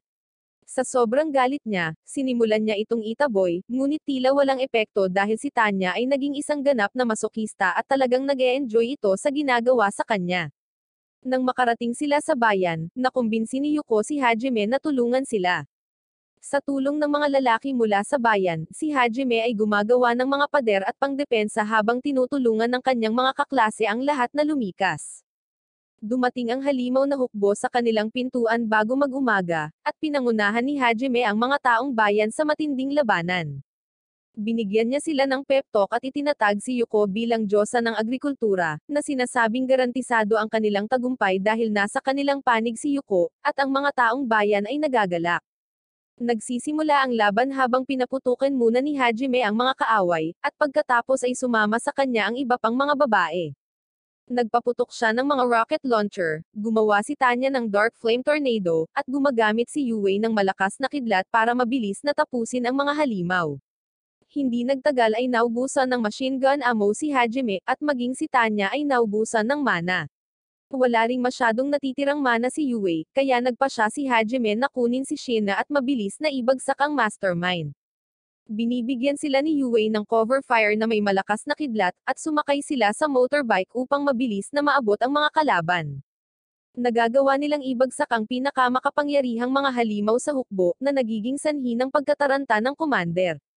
Sinubukan niyang tumakas, ngunit pinaputukan ni Hajime ang kanyang sinasakyan at kinaladkad siya pabalik sa bayan. Nagulat ang lahat, ang mastermind ay ang nawawalang estudyante na tinatawag na Shimizu, na nakipagkontrata sa isang demonyo para magkaroon ng kapangyarihan para maging isang dakilang bayani. Bilang kapalit ng kapangyarihan, kinailangan niyang tapusin si Yuko dahil mas malaking asset ito sa mga tao kaysa sa mga bayani. Sa kabila ng narinig ang lahat ng iyon, sinubukan ni Yuko na bigyan si Shimizu ng motivational speech, ngunit ginamit niya ang pagkakataong ito para makuha siya bilang bihag. Itinutok niya ang isang makamandag na karayom sa kanya at sinabi sa lahat na umatras or tatapusin niya siya. Sa sandaling iyon, naramdaman ni Shina ang isang bagay at tumalon patungo sa kanila. Sa sandali ng gulat, tinusok ni Shimizu si Yuko, at nataman siya ng isang pag-atake na nakadirekta kay Shimizu. Napansin ni Hajime na lumilipad ang umaatake at sinubukan siyang atakihin, ngunit wala itong silbi. Nagmamadali siyang tulungan ang mga babae, at pinainom si Yuko ng holy water gamit ang isang kiss para mabilis itong gumaling. Samantala, napagaling din ni Yue si Shina. Ngayon si Shimizu na lang ang naiwang duguan sa sahig, at hiniling ni Yuko kay Hajime na pagalingin siya sa kabila ng lahat ng ginawa niya. Tinanong ni Hajime si Shimizu kung siya ang kanyang kaaway, at sinabi niya na hindi siya. Nang marinig ito, agad siyang inatake ni Hajime, na nagsasabing nakadama siya ng kasinungalingan sa kanyang sagot. Nalungkot si Yuko nang makitang nasawi ang kanyang mag-aaral, at sinabi ni Hajime sa kanya na hindi niya ililigtas ang sinumang magtangkang saktan siya. Umalis si Hajime pagkatapos iyon, at sa pagbabalik, naiintindihan ni Shina at Yue na pinaslang ni Hajime si Shimizu upang hindi sisihin ni Yuko ang kanyang sarili para dito, at patuloy na magtrabaho bilang perpektong guro. Di nagtagal pagkatapos noon, inihatid ni Hajime ang anak ng Count sa pinuno ng guild, at kumuha ng gold-ranked adventurer status plate na ginawa para sa kanyang buong grupo. Sa gabi, habang nagpapahinga sila sa isang inn, biglang napansin ni Hajime ang ilang mga taong nagbabantay sa kanila. Ipinahayag niya na tatapusin niya ang sinumang kalaban niya, kahit na ang taong iyon ay isang Diyos. Ang mga salitang iyon ay nagpapaalala kay Tanya ng kanyang pagkabata, nang sabihin sa kanya ng kanyang nasasawi na ama na ang Diyos ang kanilang tunay na kaaway, at balang araw ay may babangon na may kapangyarihang talunin ang Diyos at wakasan ang kanyang masasamang paraan. Kaya, nang marinig niya ang tungkol sa pagpapatawag ng Diyos ng ilang tao mula sa ibang mundo, umalis siya para hanapin sila, umaasang makakakuha siya ng taong tutulong sa kanya na matupad ang kanyang layunin na talunin ang Diyos. Kinabukasan, dinala ni Hajime si Shina sa isang date bilang gantimpala sa kanyang pagsusumikap sa kanilang huling misyon. Dumating sila sa isang aquarium kung saan nakilala niya ang isang makisig na nagsasalitang isda na tinatawag na Leo, at agad silang nagulat. Nalaman ni Hajime na nahuli si Leo ng mga tao habang iniisip niya ang sarili niyang negosyo, kaya nagpasya siyang palayain siya. Pinasalamatan siya ni Leo, pagkatapos ay sinabi sa kanya ang tungkol sa isang nakakaawa na batang babae na Muriel na ipinagbili bilang isang alipin. Habang gumagala sa bayan sa kanilang date, naramdaman ni Hajime ang mahinang presensya na nagmumula sa mga imburnal, kaya pumasok siya sa loob at nahanap ang batang babae na nakatakas mula sa mga mangangalakal ng alipin. Dinala siya ni na Hajime at Shiina sa isang cabin sa tabi ng ilog kung saan tinulungan siya ni Shiina na maglinis at pagkatapos ay pinakain siya. Binilihan siya ni Hajime ng ilang mga damit pansamantala at nalaman na ang batang babae ay pinangalan ng Michelle, na nahiwalay sa kanyang ina sa dagat, at nahuli siya ng ilang mangangalakal ng alipin. Dahil ang Muriel folk ay isang protektadong species ng mga beastmen, nagpasya si Hajime na iwan si Michelle sa mga bantay kahit na gusto niyang manatili sa kanya. Gayunpaman, nang makalayo sila sa istasyon ng bantay, nakarinig sila ng malakas na pagsabog. Nagmamadali silang pumunta sa pinangyarihan upang malaman na ang mga gwardya ay pinaslang ng mga mangangalakal ng alipin, at ngayon ay hinihiling nila kay Hajime na dalhin si Shiina sa kanila kung gusto niyang mabuhay ang Muriel folk girl. Ngayon ang mga bagay ay naging personal, at nagpasya si Hajime na makipagkita sa mga mangangalakal ng alipin ng buong lakas. Siya at si Shiina ay nagsimulang manghuli ng mga gons ng mga mangangalakal ng alipin, at sa kalaunan ay natagpuan nila sina Yue at Tanya, na nagkakape ng mag-isa. Nang marinig ang tungkol sa sitwasyon mula kay Hajime, agad silang kumalat at nagsimulang tapusin ang lahat ng taong sangkot sa pangangalakal ng alipin habang nangangalap ng impormasyon mula sa kanila. Walang kamalay-malay dito. Ang pinuno ng mga mangangalakal ng alipin ay inilabas si Michelle sa isang auction, at nang siya ay tatamaan na nakangiti, dumating si Hajime doon at agad siyang pinaslang. Pinakawalan niya si Michelle na agad namang kumapit sa kanya. Dinala niya siya sa langit, at ipinakita sa kanya ang lahat ng tagwa ng mga mangangalakal ng alipin na nawasak ng sabay-sabay ng makapangyarihang mahika ni Yue. Pagkatapos ay dinala ni Hajime si Michelle upang makilala ang iba pang mga babae. Naging emosyonal si Michelle sa pag-comfort sa kanya ni Yue at pagkatapos ay nagpasalamat kay Hajime na tinawag siyang Papa. Sinubukan ni Hajime na sabihin sa kanya na siya ay 17 taong gulang lamang, ngunit walang pakialam si Michelle dahil wala siyang ama, at ngayon ay kailangang punan ni Hajime ang tungkuling iyon. Ito ang nag-uudyok sa lahat ng mga kasamang babae ni Hajime, at ngayon ay gusto na rin nilang magkaroon ng kanyang mga anak. Di nagtagal pagkatapos noon, dumating si Hajime at ang kanyang grupo sa lungsod ng Piitan kung saan nagsimula ang kanyang paglalakbay pababa sa Piitan, at ibinalik nito ang ilang kakilakilabot na alaala para sa kanya. Pumunta siya sa Adventurer Guild, at binigyan ang guild leader ng lungsod na ito ng sulat ng rekomendasyon mula sa guild leader ng nakaraang lungsod. Sa sandaling iyon, ang isa sa mga kaklase ni Hajime ay tumatakbo sa opisina ng guildmaster, humihingi ng tulong. Sumigaw siya na mayroong isang demonyo sa Piitan, at lahat ay nasa panganib. Nakilala siya ni Hajime, at nang marinig ang kanyang boses, nakilala rin siya ng lalaki. Namangha siya sa laki ng pinagbago niya at pagkatapos ay naisip niya na kung nakaligtas siya sa ilalim ng Piitan, maliligtas niya ang kanilang mga kaklase na nakikipaglaban sa isang demonyo ngayon. Ipinaliwanag niya kung paano naabot ng kanilang koponan ang ika-70 palapag ng Piitan, kung saan nakatagpo sila ng isang babaeng mapula ang buhok na demonyo na hindi kapani-paniwalang malakas. Sinabi niya sa kanilang pinuno, si Amano, na lumapit sa kanya, ngunit tumanggi ito at inatake siya. Gayunpaman, nasa ilalim niya ang lahat ng halimaw sa sahig, at hindi lang niya maitago ng lubusan ang presensya nila, ngunit agad din niyang napagaling ang mga ito sa anumang pinsalang natanggap nila. Nang walang makitang ibang paraan, ipinadala ng pinuno ng klase ang assassin sa ibabaw upang makakuha siya ng backup. Ang assassin ay tumakbo ng mabilis hanggat kaya niya at naabot ang Knight Commander, si Mildred na nagbabantay sa teleportation point sa ika-7 palapag.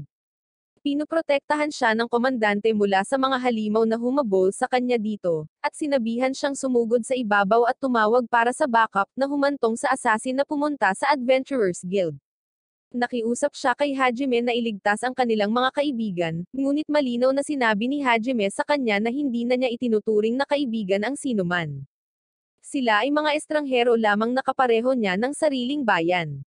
Gayunpaman, habang ang assassin ay patuloy na nagmamakaawa sa kanya na tulungan ang lahat, ang mga mukha ni Amano at ng iba pa na kanyang mga dating kaibigan ay pumasok sa isip ni Hajime, at pumayag siyang tulungan sila. Samantala, sa piitan, pinipilit ng redhead na demonyo ang mga estudyante sa isang sulok at nasugatan pa nga ang Knight Commander na dumating upang iligtas sila. Galit na makitang nasaktan ang Knight Commander, ang bayani na si Amano ay sumugod sa demonyong babae. Nagawa niyang harapin ang isang pag-atake sa kanya ngunit nag-aalangan dahil hindi pa siya nakapaslang ng tao noon.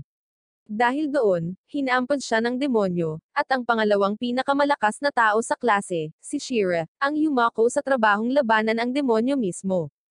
Bagamat mas determinado siyang tapusin ang kanyang mga kaaway, hindi kayang harapin ni Shira ang maraming malalakas na halimaw ng sabay-sabay at nasugatan siya ng husto. Si Amano ay nagmamadaling iligtas si Shira dahil siya ang kanyang matalik na kaibigan, at isang nasugatan na babae ang hamarang upang mapanatili silang ligtas mula sa pag-atake ng halimaw.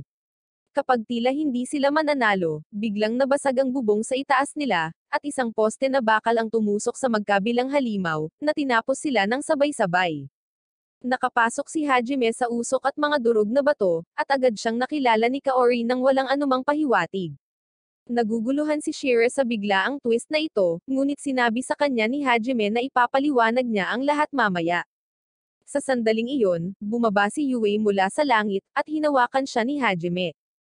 Ginagamit niya ang kanyang magic para matiyak na ligtas na makakarating ang iba. Napapaligiran sila ng mga halimaw sa bawat panig, kaya hiniling ni Hajime sa mga babae na panatilihing ligtas ang kanyang mga kaklase at ang kabalyero, habang nakikipaglaban siya sa demonyo at sa mga halimaw. Hiniling niya sa babaeng demonyo na umatras ngayon dahil ayaw niyang magkaroon ng mga bagong kaaway, ngunit wala siyang planong gawin iyon.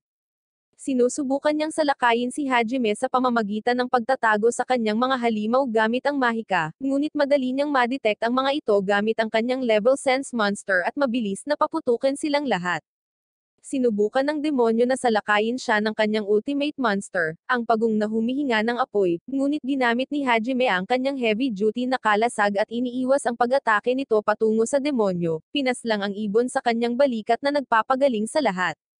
Sa kabilang banda, hindi makapaniwala ang mga kaklase ni Hajime na siya rin ang kakilala nila, at ang Tridor na tinawag na Jego, na umatake sa kanya noong araw na iyon, ay nabigla na nagsasabi na maaaring may isang uri ng pagkakamali. Biglang umatake ang ilang halimaw, ngunit mabilis silang inasikaso ng mga kasamahan ni Hajime. Nagpadala ang demonyong babae ng halimaw patungo kay Kaori at Shira, ngunit binigyan ni Hajime si Shira ng espesyal na espada na madaling tumagos dito. Nagulat ang demonyo ngayon, ngunit gumamit siya ng high-level na magic spell kay Hajime para bigyan siya ng oras para makatakas, ngunit hineranggan niya ito ng isang sibat dahil hindi gumana sa kanya ang kanyang mahika. Itinutok ni Hajime ang kanyang baril sa demonyo at hiniling sa kanya na ibunyag kung bakit siya naririto, at kung paano niya kinokontrol ang mga halimaw na iyon. Tumanggi siyang magsalita, kaya pinaputukan siya ni Hajime sa kanyang mga binti, at pagkatapos ay nanghula na ang mga halimaw ay nilikha gamit ang sinaunang mahika na nakuha ng mga demonyo pagkatapos maklir ang isang piitan, at ang taong mapula ang buhok ay narito upang makuha ang kapangyarihan ng isa pang piitan. Inamin iyon ng dalaga, at nalaman ni Hajime na hindi siya ang may kapangyarihan ng piitan. Pinaslang niya ito ngunit hindi bago binyantaan siya nito na darating ang kanyang kasintahan para maghiganti. Sa gayon, pumunta si Hajime upang tingnan ang Knight Commander at pagkatapos ay nagsimulang maging sweet kay Yue. Sa sandaling iyon, lumapit sa kanya ang kanyang mga kaklase, at nagsimulang umiyak si Kaori habang niyayakap niya si Hajime. Kinakabahan siya kung paano magre-react ngayon dahil sina Shina at Yue ay tila sobrang nagseselos. Gayunpaman, bumalik sila sa ibabaw, at sinimulan ni Amano ang pakikipag-usap kay Hajime para sa pagpaslang sa babaeng demonyo nang hindi man lang siya makalaban. Sinabihan lang ni Hajime ang bayaning ito na kunin ang kanyang walang silbing mga mithiin at itulak ang mga ito sa kanyang sariling katawan, dahil hindi siya magpapakita ng awa sa sino mang magtangkang umatake sa kanya. Umalis sila pagkatapos iyon, at inisip ng lahat na malaki na ang pinagbago ni Hajime, pero naniniwala si Kaori na siya pa rin ang taong mahal niya.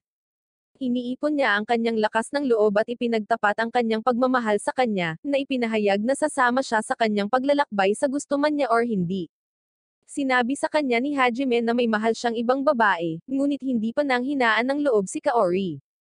Gusto pa rin niyang manatili sa tabi nito para ma-realize niya ang nararamdaman niya, pero may isang bagay na gusto niya ng agarang paliwanag. Tinatanong siya ni Kaori kung bakit papa ang tawag sa kanya ni Michelle, at sino ang nanay nito. Nagtagumpay si Shiren na hilahin siya pabalik, at pagkatapos kumalma, ipinahayag ni Kaori na pinakamamahal niya si Hajime sa mundo, at tinanggap iyon ni Yue bilang isang hamon.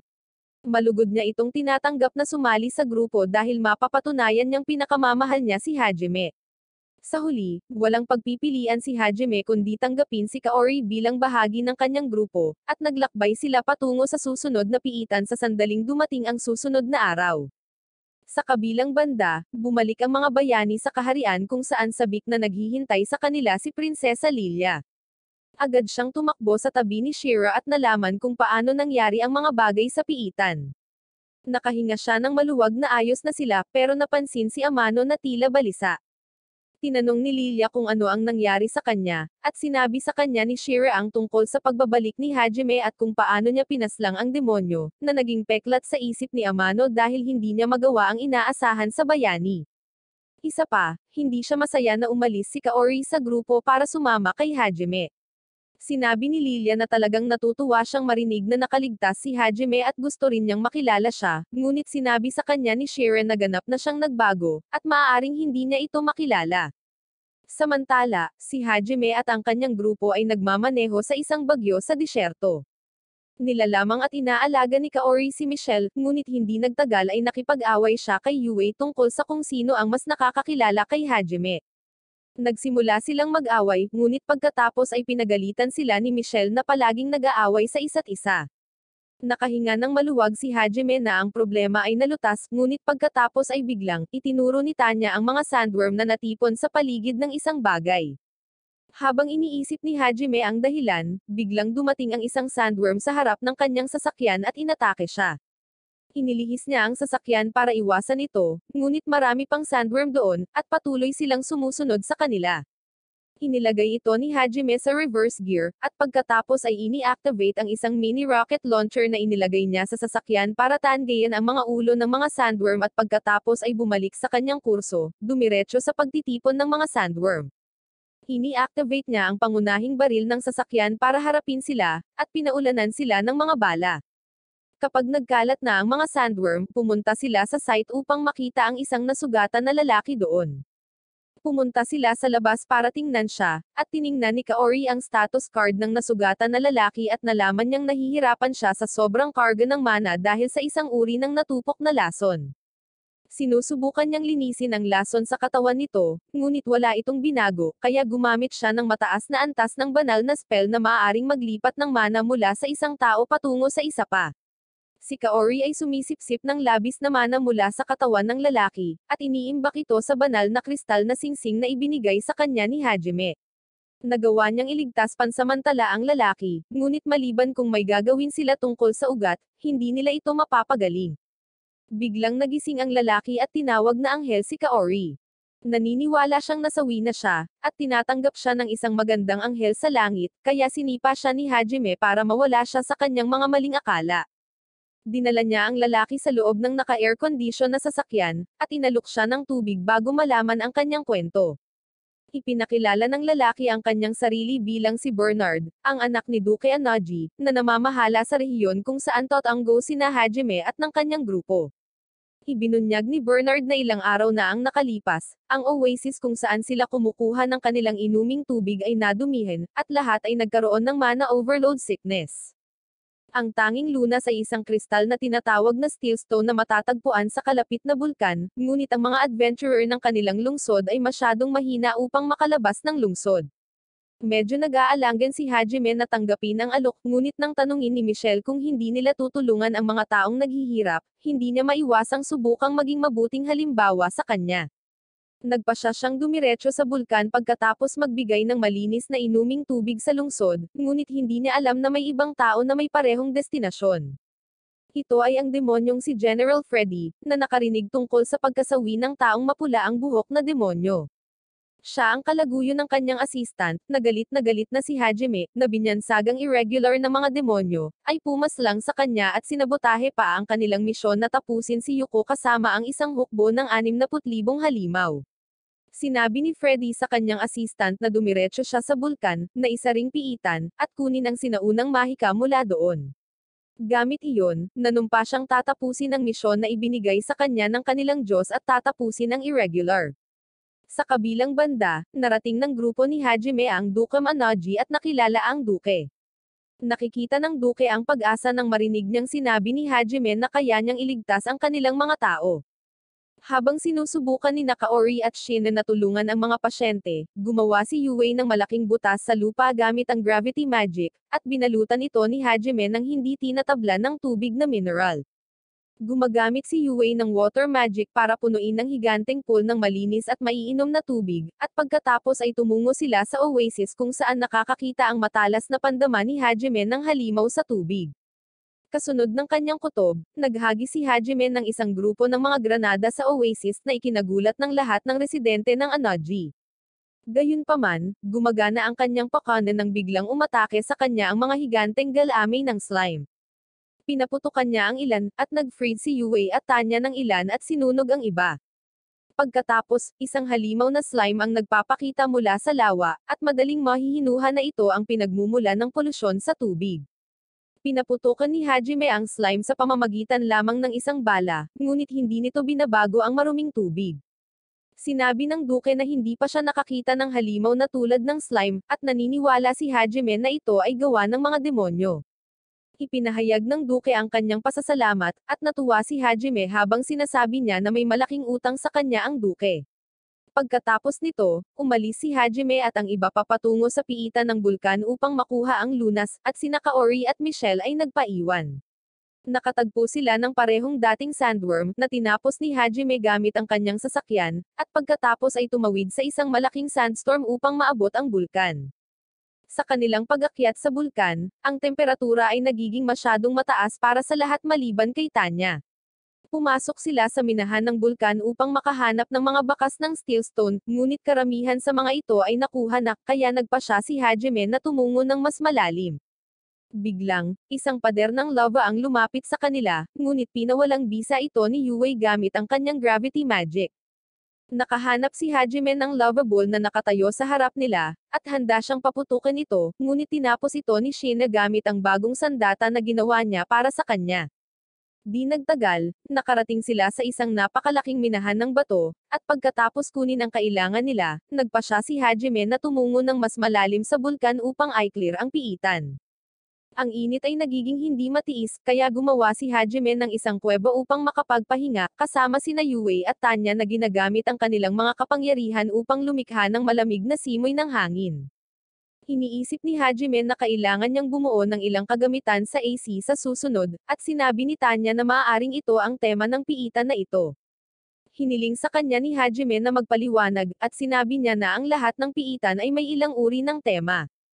Ang unang piitan na naklir niya ay tila idinisenyo para sa pakikipaglaban sa mga halimaw at pagkakaroon ng karanasan, habang ang pangalawa ay idinisenyo upang labanan na may paghihigpit sa mahika.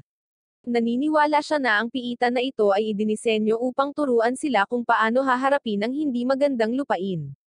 Iniisip ni Hajime na mayroong ilang katotohanan sa kanyang mga salita, at pagkatapos ay ipinagpatuloy nila ang paglalakbay.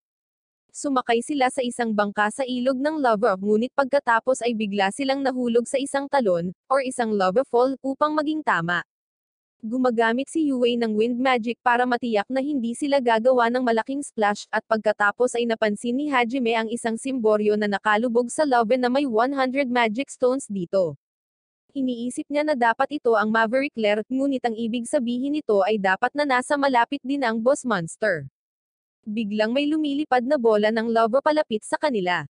Namamahala si Tanya upang mapawalang bisa ito sa oras, ngunit pagkatapos ay pinupuntirya sila ng 12 ng mga bola ng lava, at kailangan nilang iwanan ang bangka upang makapunta sa kaligtasan. Sinubukan ni Hajime na sumugod patungo sa gitnang simboryo, ngunit inatake siya ng mga lava snake na umaangat mula sa lawa ng lava. Siya ay umatras sa isang ligtas na distansya at nagsimulang paputukan ang ahas. Natuklasan niya na sila ay kinokontrol ng isang core sa loob ng kanilang mga katawan, kaya't sinira niya ang mga core upang tuluyan silang mawala sa kanilang paningin. Ang mga babae ay sumali din sa aksyon, at napansin niya na para sa bawat core na kanilang sinisira, isang kristal sa simboryo ang nababasag. Napagtanto ni Hajime na dapat nilang talunin ang kabuuang 100 ahas na halimaw upang maklir ang piitan, at lahat ay nagsimulang magsikap upang makamit ang layuning iyon. Gayunpaman, nang matapos na tapusin ni Hajime ang huling lava snake, inatake siya ng isang malakas na energy beam na nagmumula sa tuktok ng bulkan. Ang lahat ay nabigla, ngunit si Hajime ay nakaligtas sa sinag sa anumang paraan. Pinipigilan siya ni Yue na mahulog sa hukay ng lava at pinainom siya ng banal na tubig, ngunit hindi siya gumagaling. Nagbibigay ito kay Yue ng trauma at mga pagbabalik-tanaw sa panahong nakipaglaban sila sa Hydra at hindi niya napapansin na hindi pa rin tapos ang banta hanggang sa inalertuhan siya ni Tanya. Tina-target sila ng mga sinag ng enerhiya, ngunit gumagamit si Yue ng hadlang upang protektahan ang kanilang sarili. Sa sandaling huminto ang pag-atake, tumangala siya upang makita ang demonyong si General Freddy na nakasakay sa isang puting dragon. Nagpahayag siya ng sorpresa na nakaligtas si Hajime matapos ang direktang tama ng blast breath ng kanyang dragon. Gusto niyang matiyak na masasawi ang irregular, ngunit bumangon si Hajime at sinabi sa kanya na hindi siya matatapos ng ganoon kadali. Ipinakilala ng demonyo ang kanyang sarili bilang apostol ng Diyos na nakakuha ng sinaunang mahika pagkatapos ay clear ang isang piitan. Ipinahayag niya na nang makuha niya ang kapangyarihan, binigyan siya ng kanyang Diyos ng isang misyon, at gagawin niya ang lahat sa kanyang makakaya upang gawin itong totoo. Idineklara siyang kaaway ni Hajime at agad siyang inatake, suportado ng kanyang mga kasamahang babae, ngunit sa kanyang pagtataka, si Freddy ay may malakas na hadlang na nagpo-protekta sa kanya dahil nagdala siya ng ilang halimaw na gumagawa ng hadlang para ay back up siya. Patuloy siyang inaatake ni Hajime, kaya ginamit ni Freddy ang sinaunang mahika ng teleportasyon para magpakita sa likuran niya at tinamaan siya ng blast breath ng dragon. Kahit papaano ay hinaharangan ito ni Hajime gamit ang kanyang kalasag, ngunit nahihirapan na siya. Inilabas niya ang kanyang pinakabagong imbensyon, na isang grupo ng mga flying cross shield na nagpo-protekta sa kanya mula sa mga pag-atake ng dragon, habang nagsisimula siyang humakbang patungo kay Freddy. Sinubukan ni Freddy na gamitin muli ang kanyang teleportation magic, ngunit itinulak ni Tanya ang kanyang dragon palayo upang masira ang kanyang mga plano. Nag-transform siya bilang isang dragon ngayon, at pinaputok ang kanyang blast breath dragon sa puting dragon at sinimulang itulak ito pabalik. Sinubukan ni Freddy na gamitin ang kanyang sinaunang mahika sa kanya, ngunit nagpakita si Hajime sa kanyang likuran at pinaputukan siya, nabasag ang kanyang harang, at pagkatapos ay binigyan siya ng sugat sa katawan. Tinamaan din ni Tanya ang puting dragon, kaya napilitan silang umatras ni Freddy. Walang lakas na natitira si Hajime para habulin siya, at not-ambush siya, ngunit iniligtas siya ni Tanya mula sa pagkahulog sa lava. Sumama muli sila kina Yue at Shin, at ngayon napagtanto ni Freddy na sila ay isang mas malaking panganib kaysa sa una niyang naisip, kaya ginamit niya ang huling ditch na paraan at sinisira ang batong panulok ng piitan, na siyang tanging bagay na pumipigil sa bulkan na sumabog. Nagsisimulang tumaas ang lava, at binuksan ni Freddy ang multi-layer na pinto na humahantong palabas ng bulkan upang lumipad palayo.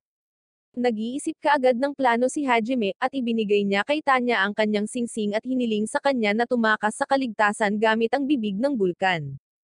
Samantala, plano niyang sakupin ang piitan at makuha ang kapangyarihang nakatago sa loob nito para matalo niya si Freddy mamaya. Kinuha ni Tanya ang kanyang singsing at lumipad patungo sa mga nagsasara na pinto, habang dinedepensahan ang pag-atake ng mga puwersa ng kaaway. Ang pagiging masokistang dragon ay nagbibigay daan sa kanya na gawing power boost ang lahat ng sakit mula sa pag-atake, at patuloy siyang lumilipad sa kabila ng pinsala. Sinubukan ni Freddy na atakihin siya, ngunit ang mga lumilipad na kalasag na nilikha ni Hajime ay automatikong nag-activate upang ipagtanggol siya, na nagpapahintulot sa kanya na makatakas ng ligtas. Plano ni Freddy na sundan siya, ngunit pagkatapos ay pinalibutan siya ng mga lumilipad na kalasag at sinisira ang sarili, na nagdulot ng malaking pagsabog. Ang nasugatan na Tanya kahit papaano ay nakarating sa mga tarangkahan ng lungsod, at si Kaori ay tumatakbo upang suriin siya, ngunit nang mapansin niya na si Hajime at ang iba pa ay wala sa kanya, nagsimula siyang magkaroon ng panic attack. Gayunpaman, nang dalhin si Tanya sa loob, isiniwalat niya ang buong kwento kay Kaori at hiniling sa kanya na magtiwala kay Hajime dahil tiyak na may plano itong lumabas na buhay sa bulkan. Iminumungkahi ni Kaori na pansamantala, dapat silang magtungo sa bayan ni Michelle upang pagsamahin siyang muli sa kanyang ina, at hahanapin sila ni Hajime doon. Sa kabilang banda, si Hajime at ang iba ay kahit papaano ay kinaladkad ang kanilang mga paa patungo sa Maverick's lair sa loob ng Simboryo, at nalaman na ang teleportation magic na ginamit ni Freddy ay magagamit pa rin nila para matuto, at nakakuha din sila ng artifact na nagsisilbing patunay ng kanilang pananakop. Ang mga babae ay nasa dulo ng kanilang katalinuhan tungkol sa kung paano makaligtas sa tumataas na lava ngayon, ngunit si Hajime ay may plano. Binubuksan niya ang mga tarangkahan sa pugad, at lumulutang ang mga ito sa isang hadlang na ginawa ni Yue. Pagkatapos ay ipinatawag ni Hajime ang isang matibay na submarine na kanyang binuo upang tuklasin ang underground na piitan sa susunod, at sa palagay niya ay titiisin nito ang lava para makaalis sa bulkan. Sa kabutihang palad, ang submarine ay namamahala upang manatiling buo kahit nasa pool ng lava, ngunit si Hajime ay nawalan ng kontrol dito. Sa kalaunan, nakatakas sila mula sa lava bilang ang isang pagbubukas sa ilalim ng tubig ng bulkan ay nagbubukas na iniiwan silang napadpad sa dagat. Lumipas ang ilang araw habang walang tigil silang gumagala, dahil hindi kayang ayusin ni Hajime ang submarine nang wala ang kanyang singsing. Nagsimula silang kumain ng ilang isda upang magpalipas ng oras nang biglang bumungad sa kanila ang isang grupo ng galit na mga fishmen, na napagkakamalang mga mangangaso ng alipin. Nabulunan si Hajime sa kanyang kinakain na isda, kaya hindi niya maipaliwanag ang anumang bagay sa oras, at nagsimulang umatake ang mga fishmen kay Shinya. Hinampan sila ni Hajime sa dagat gamit ang isang isda, at pagkatapos ay bigla niyang narinig ang boses ni Michelle habang siya ay bumagsak mula sa langit kasama si Tanya at Kaori sa tabi niya. Tumalon si Hajime para saluhin siya, at mahigpit siyang niyakap ni Michelle habang lumalapag sila. Nagkakaroon din ng pagkakataon sina Kaori at Tanya na yakapin si Hajime, at sinabi sa kanya kung gaano nila siya na-miss. Bago nila simulan ang kanilang paglalakbay, narating nila ang bayan ng Murol kung saan hinawakan ni Michelle ang kamay ni Hajime habang sinimulan itong hilahin patungo sa kanyang tahanan upang salubungin ang kanyang ina. Ang kanyang ina, si Rima, ay nagbabalak na hanapin ang kanyang anak na babae sa kabila ng kanyang nasugatan na binti, ngunit sa sandaling makita niya si Michelle, nagsimula siyang umiyak ng maluwag. Napansin ni Michelle ang kanyang nasugatan na binti, at agad na tinawag ang kanyang papa upang gamutin siya. Tila, si Rima ang sikat na merwoman ng bayan, at bawat lalaki at babae ay gustong maging stepdaddy ni Michelle. Sinabihan ni Hajime si Michelle na huwag mag-alala tungkol sa anumang bagay, habang binuhat niya si Rima sa kanyang mga bisig at dinadala siya sa kanyang bahay. Sinuri ni Kaori ang kanyang pinsala at sinabing maaari niya itong gamutin sa loob ng ilang araw. Pinasalamatan siya ni Rima at Hajime, at pagkatapos ay nagtanong kung saan niya nakilala ang kanyang anak na babae at kung bakit niya ito tinawag na papa. Ikinwento ni Hajime sa kanya ang buong kwento, at lubos na nagpapasalamat si Rima sa kanya. Inaanyayahan niya ang lahat na manirahan sa bahay niya para sa oras na titira sila rito, ngunit sinabi ni Hajime na plano niyang manatili sa isang inn malapit sa daungan. Gayunpaman, emosyonal na bina-blackmail siya ni Rima, na nagsasabi na malapit na siyang umalis, kaya dapat siyang kumilos tulad ng ama ni Michelle sa buong oras na narito siya. Siya ay higit sa handa na tanggapin siya bilang kanyang asawa at palakihin si Michelle ng magkasama, ngunit alam ni Hajime na mas mahusay na pumayag na manirahan sa bahay niya kaysa sa tanggapin ang alok na iyon, dahil ang lahat ng kanyang mga kasamang babae ay nagbibigay sa kanya ng masakit na titig. Si Hajime at ang kanyang grupo ay umalis sa bayan ng Murol pagkatapos ng isang linggo, at tumungo sa isang piitan na matatagpuan sa seafloor. Hindi niya alam ang eksaktong lokasyon ng piitan, ngunit habang nakikita niya ang kabilugan ng buwan sa gabi, bigla siyang nakakuha ng ideya. Ginagamit niya ang medalyon na nakuha niya mula sa piitan ng bulkan na sumisipsip ng enerhiya mula sa liwanag ng buwan, at nagiging isang beacon na tumuturo sa lumubog na piitan.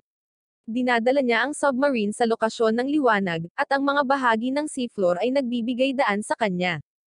Sila ay sinipsip ng isang malakas na agos, ngunit pinanatili ni Hajime ang submarine sa ilalim ng kontrol at kahit na pinasabog ang isang misteryosong halimaw na humahabol sa kanila. Nakita niya ang isang pader na may pentagram card, at sa huling bit ng moon energy sa medalyon, binuksan niya ang pinto sa likod nito. Sa pagbukas pa lamang ng pinto, ang kanilang submarine ay bumagsak sa isang kuweba sa ilalim ng tubig, na siyang panimulang punto para tuklasin ang piitan. Isang agos ng tubig ang bumabagsak mula sa dagat sa itaas, ngunit madaling hinaranggan ito ni Yue. May napansin si Tanya sa bubong ng kuweba at umatake siya gamit ang kanyang makapangyarihang dark flames. Nang makita ang kanilang nakakatakot na pagpapakita ng kapangyarihan, pakiramdam ni Kaori ay nanghihina siya at may kamalayan sa sarili. Tumungo sila sa piitan kasama sina Tanya at Shiina na humaharap sa karamihan ng mga halimaw. Naniniwala si Hajime na napakadali ng piitan kumpara sa iba, nang bigla silang makatagpo ng slime monster na immune sa physical damage at may kapangyarihang matuno sa pamamagitan ng magic. Gaano man ito atakihin ni Hajime at ng iba pa, patuloy na nagbabago ang halimaw at natutunaw ang kanilang kalasag, ngunit medyo nasaktan ito sa apoy. Napagtanto ni Hajime na may mali dahil hindi niya makita ang kaibuturan ng halimaw. Sa tingin niya, ang tanging pagpipilian nila ay ang makatakas sa ngayon, kaya nagbukas siya ng isang butas sa lupa gamit ang kanyang pile driver. Nahuhulog sila sa kuweba patungo sa malalakas na agos ng malalim na dagat, at nang makitang papalayo si Kaori sa kanila, inuna ni Hajime ang pagliligtas sa kanya. Natagpuan nila ang kanilang sarili sa isang isla kung saan nanlulumo si Kaori na siya ang pinakamahinang link sa grupo, na hindi mapagkakatiwalaan ni Hajime na manatiling ligtas mag-isa. Sinabi niya sa kanya na ihinto ang pagiging nalulumbay at nagsimulang tuklasin ang piitan. Dumating sila sa isang libingan ng mga barkong pandigma kung saan nagsimula silang makarinig ng mga tinig ng isang labanan, at pagkatapos ay biglang nagbago ang buong tanawin. Pakiramdam nila ay bahagi sila ng isang sinaunang digmaang pandagat, at hindi sila maaaring makipag-ugnayan ng pisikal sa karamihan ng mga bagay, kahit na agad na sinisira ng kanilang mahika ang mga papasok na pag-atake at mga tao. Napapaligiran sila ng mga ilusyong tao na nagsisikap na tapusin sila sa pangalan ng Diyos, kaya hinawakan ni Hajime si Kaori at tumakas mula sa barko. Patuloy silang naglalakbay sa unahan, ngunit pagkatapos ay nagkasakit si Kaori dahil sa madilim na enerhiya na nagmumula sa mga lumubog na barko. Humingi siya ng paumanhin kay Hajime, at malinaw niyang sinabi sa kanya na pinipigilan siya nito. Tinanong ni Hajime kung bakit siya nagpasya na sumama sa kanya, at sinabi sa kanya na hindi niya gusto ang kanyang attitude dahil ang lahat ng mayroon siya ay isang inferiority complex tuwing ikinukumpara niya ang kanyang sarili kay Yue. Sinabi niya na hinayaan niya itong sumama dahil naniniwala siya na ang pagsama sa kanya ay ang pinakamahusay na bagay para sa kanya, ngunit ngayon ay tila nagbago ang mga bagay. Hinihiling niya sa kanya na pag-isipang muli ang kanyang mga desisyon at nag-aalok na ibalik siya sa iba pang grupo. Anyway, patuloy nilang ginalugad ang lugar at nakarating sa higanteng barko sa gitna kung saan muling nagbabago ang tanawin. Nasumpungan nila ang kanilang mga sarili na nasasaksihan ng isang marangyang party na naglalaman ng mga tao, mga demonyo, at mga beastmen, at tila sila ay nagsasalita ng mapayapa. Sa sandaling iyon, dumating doon ang taong hari upang batiin ang lahat.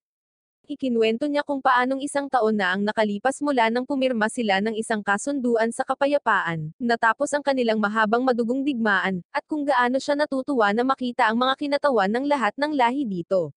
Gayunpaman, iyon ay isang komedya lamang, at tinipon ng hari ang lahat ng nilalang rito upang mapaslang niya silang lahat ng sabay-sabay sa ilalim ng utos ng Diyos. Habang ang hari ay nagsasaya sa pagdanak ng dugo, si Hajime ay naiinis na makita kung ano ang maaaring gawin ng masamang Diyos sa kanyang mga tagasunod, habang si Kaori ay nagsisimulang masuka. Ang ilusyon ay naglaho sa lalong madaling panahon, at pagkatapos bigyan si Kaori ng ilang oras upang mabawi, nagpasya si Hajime na galugarin ang barko dahil ito ay dapat na angkor ng piitan. Pumasok sila sa loob kung saan biglang nakahanap si Hajime ng bakal na wire na nilagyan ng pisikal na bitag. Hinaranggan niya ang mga arrow na ipinutok sa kanila dahil sa bitag, ngunit biglang, isang malakas na bug zone ng hangin ang nagpapalayo kay Kaori. Kailangang harapin ni Hajime ang ilang illusion mites bago niya ito maabot, ngunit sinabi ni Kaori na ayos lang siya. Nilapitan niya si Hajime, sinabi sa kanya na natatakot siya at gusto niyang aliwin siya, ngunit agad niyang itinutok ang baril sa kanya dahil nararamdaman niya na may masamang espiritu na sumapi sa kanya para tapusin siya. Pinaputukan niya ang katawan ni Kaori ng mga magic bullet na nakakasakit lamang sa espiritu, at hindi sa katawan ni Kaori. Bumagsak siya sa lupa, nalaglag ang kutsilyo na kanyang itinatago, at sinabi ni Hajime sa espiritu na umalis kaagad sa katawan ni Kaori. Kapag tumanggi ito, patuloy niya itong pinapaputukan gamit ang mga espesyal na magic bullet. Sinabi niya sa espiritu na dahil nang ahas siyang saktan ng isang taong mahalaga sa kanya, sisiguraduhin niyang magdurusa ito sa impyerno habang patuloy itong inaatake. Sa huli, hindi kayang tiisin ng espiritu ang sakit at iniwan ang katawan ni Kaori.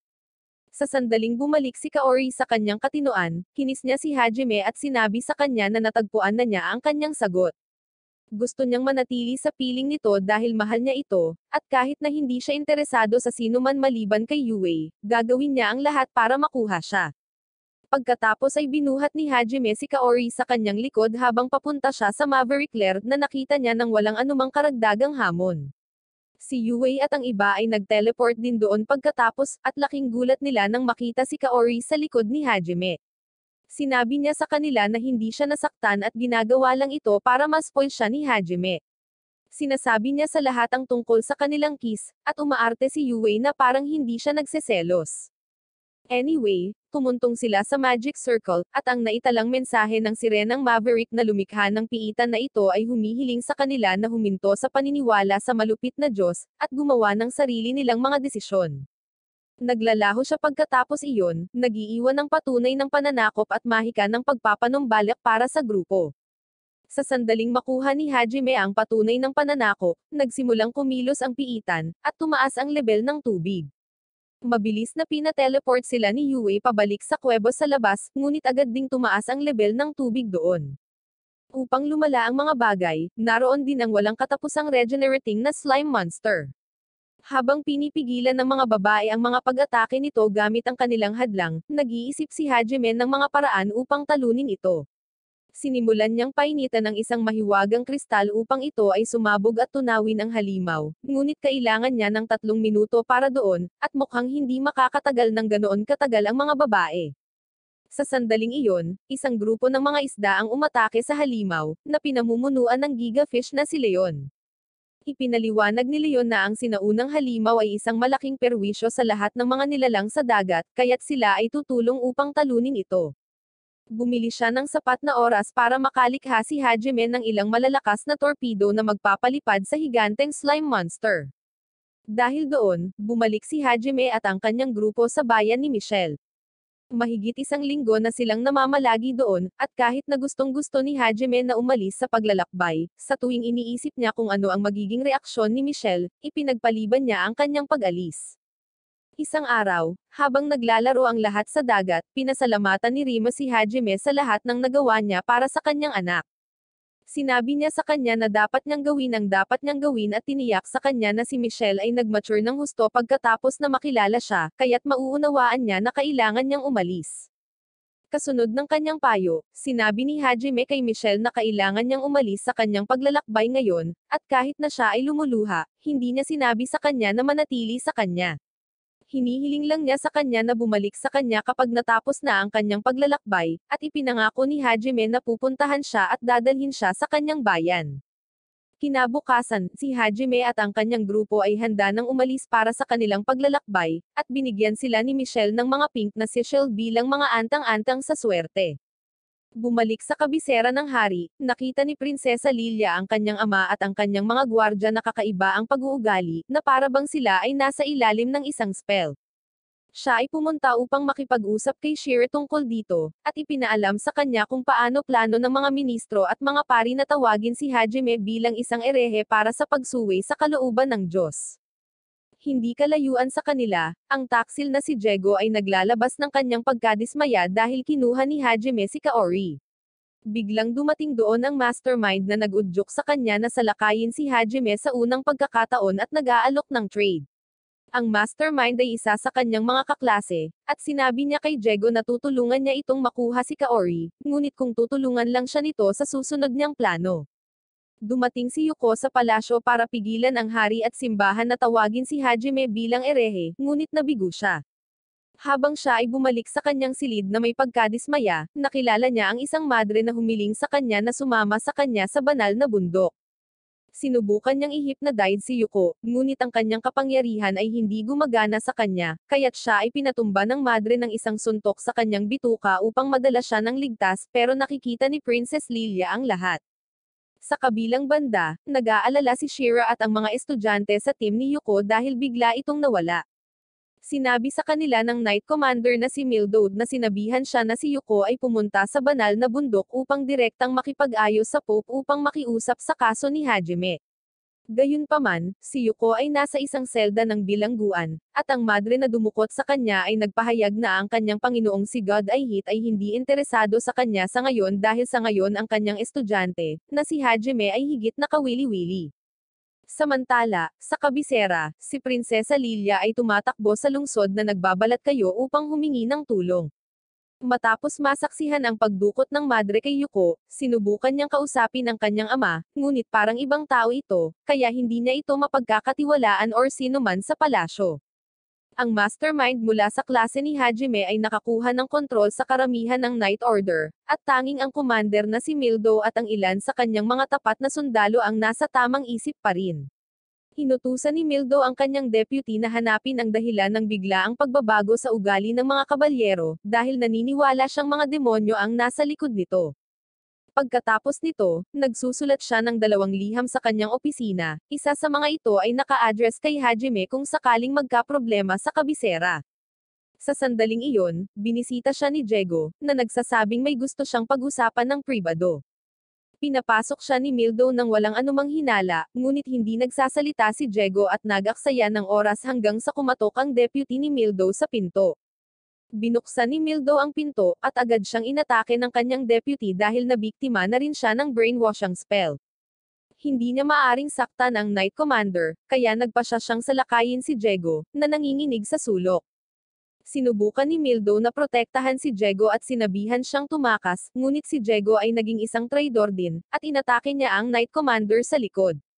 Nataranta si Mildo, napagtanto na si Jego ay isang kaaway sa lahat ng panahon, at tinatangay niya ang lahat sa pamamagitan ng isang malakas na mahika ng hangin. Sinubukan niyang tapusin muna si Jego, ngunit dumating ang 2 sundalo para bantayan siya. Ang pagharap kay Jego, ang deputy commander, at ang 2 sundalo ng sabay-sabay ay mahirap para sa nasugatang si Mildo, ngunit nagtagumpay pa rin siya sa pagpapatambas sa lahat. Sa sandaling ito, sa wakas ay napagtanto niya na si Jego ay hindi na brainwash tulad ng iba, na bumangon kaagad pagkatapos na ma-knockout dahil wala silang nararamdamang sakit sa ganitong estado. Dahil wala nang ibang opsyon, tumalon si Mildo sa bintana para iligtas ang kanyang buhay at pagkatapos ay sinubukang tangayin ng mahika ang lahat ng tao sa kanyang opisina. Nang bigla siyang nakaramdam ng napakalakas na presensya na hindi niya maaaring balewalain, tumingin siya sa itaas para makita ang isang babaeng may pakpak na nagrereklamo tungkol sa kung paanong ang hari at ang mga bayani mula sa kabilang mundo ay halos mahihinap kaya't kukunin niya ang mga bagay sa kanyang sariling mga kamay. Agad na napagtanto ni Mildo na kahit na ang babae ay mukhang isang anghel ng Diyos, siya ay isang kaaway, at naghahanda itong harapin ang kanyang kasawian sa kanyang mga kamay. Sa kabilang banda, si Hajime at ang kanyang grupo ay naglalakbay sa kanilang susunod na destinasyon nang makita nila ang isang caravan na inaatake ng mga bandido. Bagaman mas marami ang mga bandido kaysa sa mga gwardya, isang malakas na hadlang ang nagpoprotekta sa caravan. Iniisip ni Hajime na dapat mayroong isang espesyal na gumagawa ng hadlang dahil mahirap itong suportahan. May kutob si Kaori, at hiniling niya kay Hajime na tulungan ang caravan palabas. Agad siyang tumakbo patungo sa grupo, pinaputukan ang mga bandido gamit ang pangunahing baril ng sasakyan. Lumabas si Kaori upang pagalingin ang mga nasugatan, at biglang lumapit sa kanya si Prinsesa Lilia, na siyang lumikha ng hadlang. Nakahinga siya ng maluwag nang makita si Kaori dito, ngunit laking gulat niya nang makita niya ang pagbabago ng hitsura ni Hajime. Hindi siya nakikilala ni Hajime, at nagsimulang umiyak ang prinsesa. Tinanong niya siya kung ano ang ginagawa ng isang prinsesa na malayo sa kabisera, at biglang naging seryoso si Lilia nang ipaalam niya sa kanila na si Yuko ay dinukot. Sa sandaling nasa sasakyan, ipinaliwanag ni Lilia ng detalyado kung paano nagsimulang maging radikal ang kanyang ama sa suporta ng simbahan sa bawat araw, at sa parehong oras, ang mga sundalo ay naging matamlay at nawala sa kanilang sariling mga mundo. Di nagtagal, sinabihan ng simbahan si Hajime bilang isang erehe, at sinubukan ni Lilia na kumbensihin ang kanyang ama na makialam, ngunit tumanggi ito. Dumating din si Yuko para makipag-ayos, ngunit siya ay dinukot ng isang misteryosong madre. Sinabi ni Lilia na gusto niya ng tulong, at ang unang naisip niya noon ay sina Hajime at Kaori, kaya lumabas siya ng kabisera at pagkatapos ay tumungo sa duchy para tulungan nila siya upang mahanap ang kanilang lokasyon. Ngunit sa kabutihang palad, natagpuan niya sila sa daan. Matapos marinig ang lahat, nagpasya si Hajime na iligtas ang kanyang guro, at nanumpa siya na kung may hamarang sa kanya, tatapusin niya sila. Hindi niya alam na habang siya ay patungo sa Divine Mountains, ang hukbo ng demonyo ay kumikilos na. Samantala, si Yuko ay nanlumo sa loob ng kanyang selda ng bilangguan, ngunit ang pag-iisip kay Hajime ay nagpapasaya sa kanya ng kaunti. Sa sandaling iyon, lumabas si Hajime sa labas ng kanyang bintana, at nabigla si Yuko. Sinabi niya sa kanya na huminahon habang binubuksan niya ang isang butas sa dingding, at sinabi sa kanya na narito siya upang iligtas siya. Nahihirapang paniwalaan ito ni Yuko, at ipinaliwanag ni Hajime na sinabi sa kanya ng prinsesa ang tungkol sa pagkakabihag niya rito. Nang malapit na niya itong ilabas, naramdaman niya ang isang malakas na mahika na pinapagana sa malayo at napagtanto na ang hukbo ng demonyo ay naglunsad ng isang sorpresang pag-atake sa kaharian. Gusto niyang sumama si Yuko kay Shira at sa iba pa para sabihin sa kanila ang sitwasyon. Gayunpaman, isang nakakasilaw na liwanag ang nagsimulang tumungo patungo sa selda ng bilangguan, at si Hajime ay nakalabas dito sa tamang oras upang makita ang buong tore ng simbahan na nawasak. Ang anghel na nasa likod ng lahat ay nagpapakita sa harap ni Hajime, ipinakilala ang kanyang sarili bilang Kina, isang apostol ng Diyos na inutusang alisin ng hindi regular. Binigyan lang siya ni Hajime ng ngiti na nangangahulugang handa na siya sa hamon.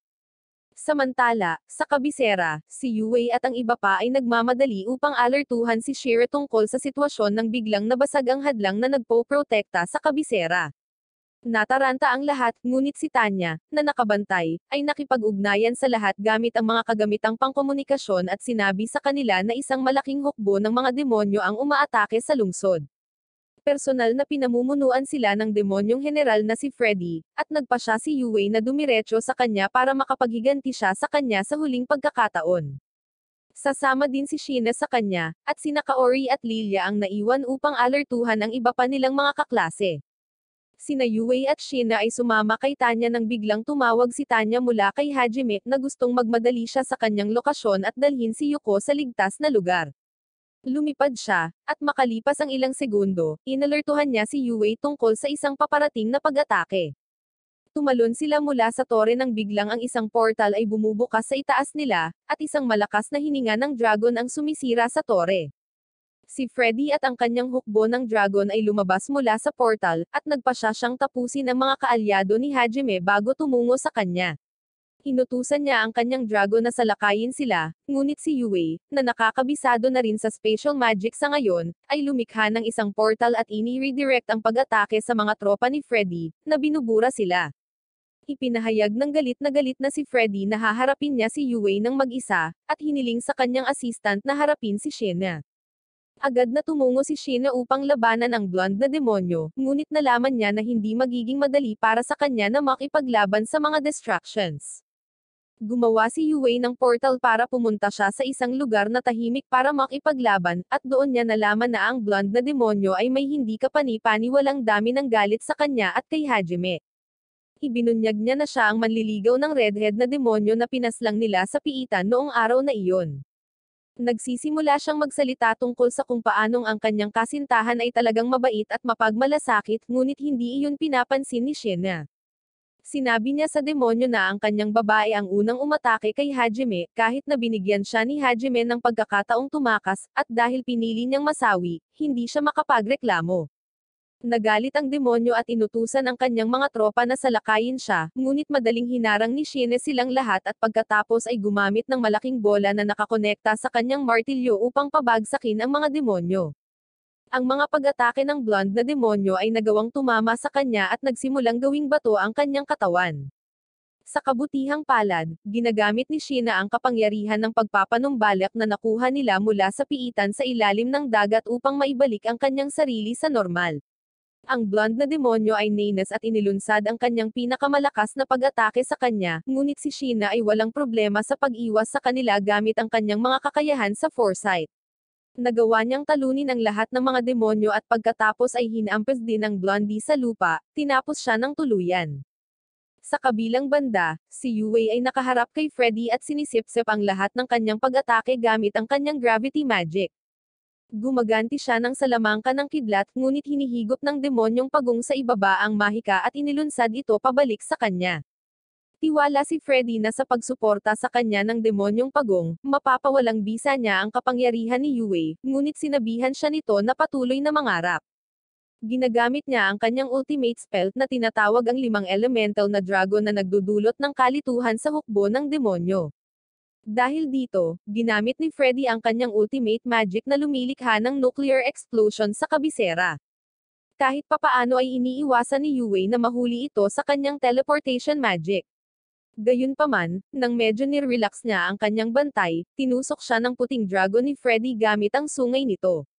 Sa tingin niya ay nanalo na siya sa labanan, ngunit gumagamit si Yue ng isang espesyal na mahika upang i-reflect ang pinsalang natanggap niya sa dragon at Freddy. Malubhang nasugatan, napagtanto ni Freddy na hindi siya maaaring manalo, at gamit ang mga dragon bilang pangaakit, tumakas siya. Sa kabilang banda, si Hajime ay nakaharap kay Kina, na umaatake sa kanya sa pamamagitan ng pag-convert ng kanyang mga balahibo sa mga arrow. Naiiwasan lang niya ang bug zone ng mga palaso dahil ang pagkakahawak kay Yuko ay naglilimite sa kanyang paggalaw. Direktang sumugod si Kina sa kanya, hinaharangan ang lahat ng bala nito gamit ang kanyang mga broadsword. Sinubukan niyang tusukin si Hajime na kahit papaano ay umiiwas sa talem sa isang makitid na margin. Agad siyang nag-counter sa pamamagitan ng pagpapadala ng kanyang mga cross shield sa unahan kay Kina, ngunit hiniranggan din niya ang mga ito. Nadidismaya si Hajime na hindi niya mabutas ang kanyang mga depensa, ngunit pinuri siya ni Kina, na sinasabing napakalakas niya para maging kampan ng kanyang amo. Sumagot si Hajime na ito ang pinakamalaking papuri na makukuha niya, dahil ayaw niyang maging kampan ng isang tila may napakalakas na insulto na may mga isyo sa ego.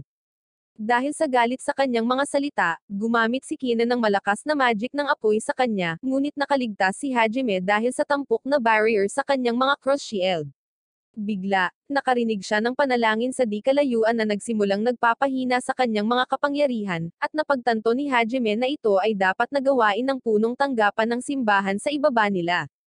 Si Hajime ay nagmungkahi ng isang tigil labanan, at tinanong si Kina kung hindi mas mabuti para sa kanya na tulungan ang mga tao laban sa mga demonyo. Siya ay tumugon na tatanggapin ng Diyos kung ano man ang kahihinatnan ng labanan. Sinabihan niya si Kina na dahil hindi siya interesado na maging kaaway ng Diyos, dapat nilang ibalik siya sa Earth, ngunit tumanggi siya, na binanggit na gusto ng Diyos na masawi siya sa isang kaawa-awang kasawian sa kalagitnaan ng kanyang layunin dahil iyon ay magiging lubhang kawili-wili para sa kanya. Bigla niyang inatake si Hajime gamit ang disintegration magic, at kahit ang hadlang nito ay hindi sapat para matiis iyon. Gayunpaman, dumating doon si Tanya at tinamaan si Kina ng malakas na fire breath na nagdulot sa kanya ng pagbangga sa likod ng simbahan. Natutuwa si Hajime na makita siya, at hiniling niya sa kanya na dalhin si Yuko sa ligtas na lugar upang malaya silang lumaban. Lumipad si Tanya kasama si Yuko, sinabi sa kanya na kailangan nilang magmadali upang maihatid niya siya ng ligtas at pagkatapos ay tulungan si Hajime. Sumagot si Yuko na gusto rin niyang tumulong, kahit na wala siyang kakayahan sa pakikipaglaban at walang karanasan. Ang kanyang mana ay katumbas ng bayani, at plano niyang suportahan si Tanya gamit iyon. Gumawa si Yuko ng magic circle sa kanyang kamay gamit ang kanyang dugo, at bilang paggalang sa kanyang desisyon, nagpa siya si Tanya na isama siya. Samantala, iniiwasan ni Hajime ang fire magic mula kay Kina bago siya inatake gamit ang kanyang Gatling gun. Madali niyang iniiwasan ang mga pag-atake nito at pagkatapos ay nagpadala ng ilang balahibo patungo sa kanya. Pinasabog ni Hajime ang lahat ng balahibo at pagkatapos ay pinaputukan siya gamit ang kanyang baril, ngunit ang hadlang ni Kina ay nalihis ang lahat ng kanyang mga putok. Gayunpaman, nagtagumpay si Hajime na makalapit sa kanya para sa isang shot na may mataas na piercing power, ngunit sa pagkakataong ito si Kina ay nag-teleport na lang habang nagpapaputok siya ng shot. Ipinadala ni Hajime ang kanyang mga cross shield sa likod niya, ngunit naiiwasan niya ang mga pag-atake nito at madaling nawasak ang mga ito. Sinubukan muli ni Hajime na atakihin siya, ngunit nawala siya at nagpakita sa likuran niya. Hinampas niya ang kanyang railgun, na naging sanhi ng pagsabog nito, ngunit pagkatapos ay hinugot ni Hajime ang kanyang mga pistoler. Habang ginagamit niya ang kanyang kakayahan upang pansamantalang palakasin ang kanyang kapangyarihan, patuloy niyang nilalabanan si Kina, na ang kapangyarihan ay tila hindi magwawakas kahit anong gawin niya. Si Hajime ay itinulak sa gilid habang siya ay nasugatan at napagod. Inatake siya muli ni Kine, ngunit pagkatapos ay nakita ni Hajime na ang kanyang mga espada ay nagsisimula ng mag-crack. Iniisip niya na ito na ang kanyang pagkakataon at pinasabog ang cross shield sa paligid nila. Tumanggap siya ng kaunting pinsala mula sa pagsabog ngunit nataman din si Kine. Gayunpaman, iyon ay upang lumikha lamang ng ilang puwang sa pagitan nila. Binato siya ni Hajime ng 2 disc, at madaling pinalihis ni Kina ang mga ito sa gilid, na tinawag itong isang napakahinang pag-atake. Gayunpaman, inilabas ni Hajime ang 2 pang disc na konektado sa naunang 2 sa pamamagitan ng teleportation magic. Siya ay nagpaputok sa mga portal, at si Kina ay halos walang oras upang ipagtanggol ang sarili mula sa biglaang pag-atake. Biglang nabasag ang kanyang mga talem, at habang sinusubukan pa rin niyang i-proseso ito, ginagapos siya ni Hajime gamit ang isa pa niyang tool. Para tapusin ang mga bagay-bagay, inilabas niya ang pile driver at inatake si Kina.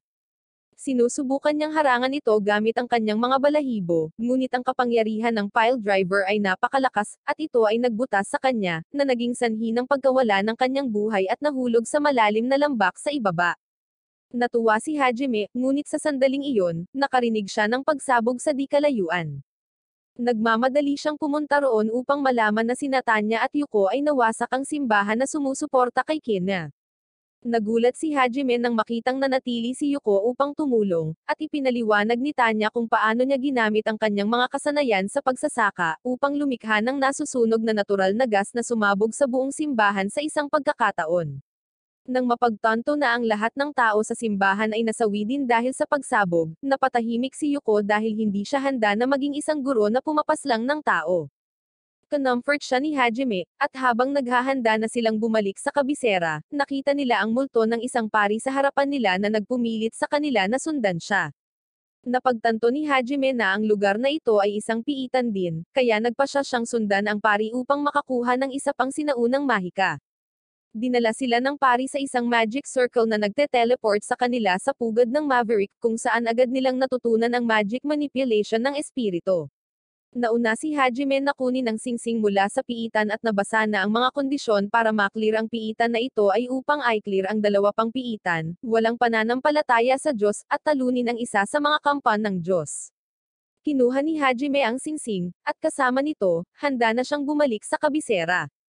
Samantala, sa kabisera, nang masira ang harang sa paligid ng kabisera, nagkaroon ng masamang pakiramdam si Sheriff kaya agad siyang naghanda at tinipon ang mga babae upang kumilos.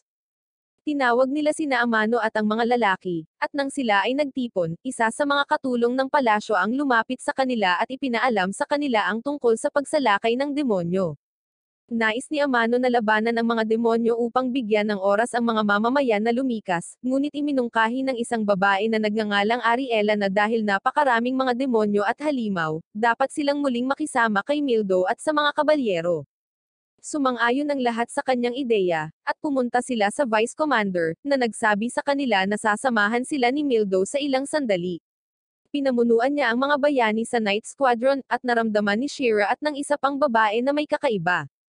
Kinausap ng Vice Commander ang lahat at naglabas ng Magic Ball para magbigay ng senyales para magsimula, ngunit napagtanto ni Shiren na may nangyari at tinakpan niya ang kanyang mga mata bago ay activate ng Vice Commander ang Magic Ball, na nabulag ang lahat.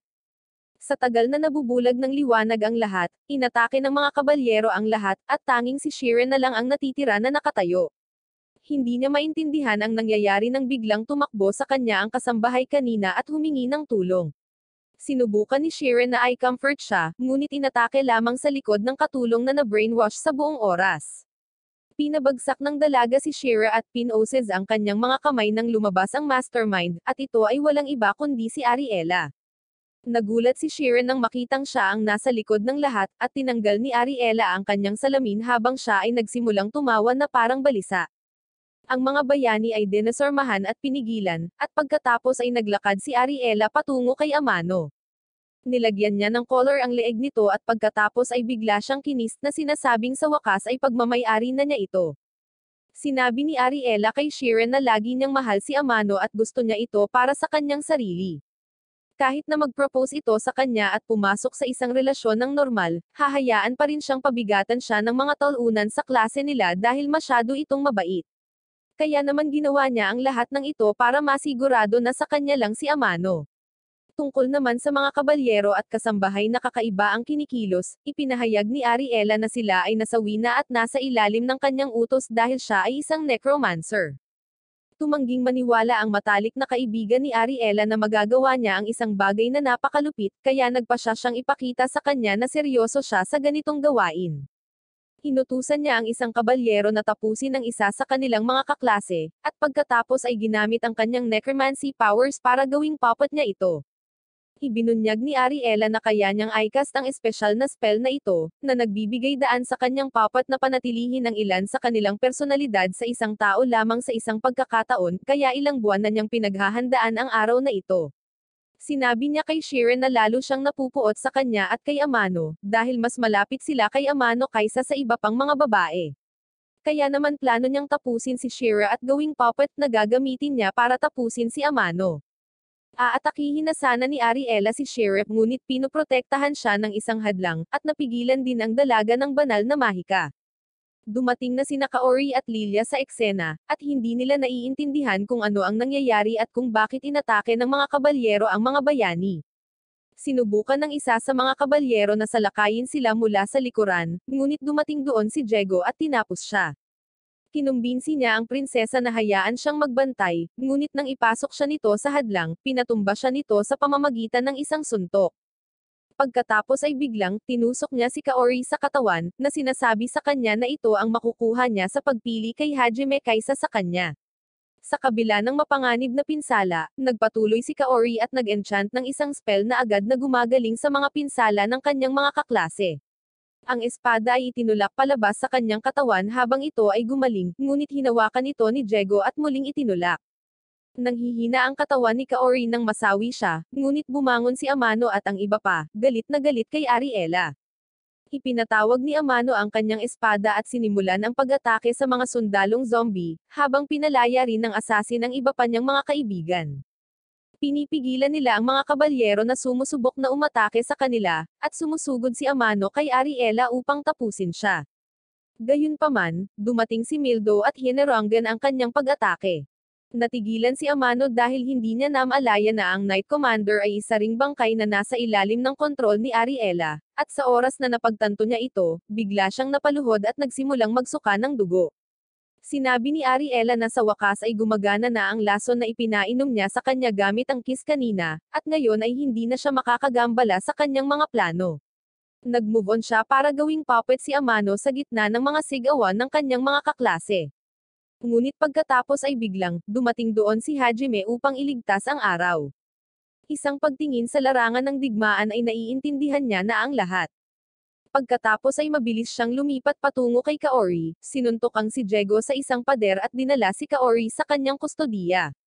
Nalaman niyang walang buhay ang katawan nito, kaya hinugot niya ang espada mula rito at ipinagkatiwala ito kina Tanya at Yuko, na nagsimulang magbigay ng spirit magic na natutunan nila sa kanya kamakailan. Sinabi ni Ariela sa kanila na walang silbi dahil nasawi na si Kaori, at nangako si Hajime na ibabalik siya gamit ang necromancy kung hindi ay aatakihin niya ito. Wala sa mood si Hajime na patawarin siya, ngunit biglang, inatake siya ng isang kabalyero mula sa likuran. Sa tingin ni Ariela ay natapos niya siya, ngunit hinarang ni Hajime ang pag-atake gamit ang isang hadlang. Pinabagsak niya ang kabalyero, kaya ipinadala ni Ariela si Mildo para harapin siya.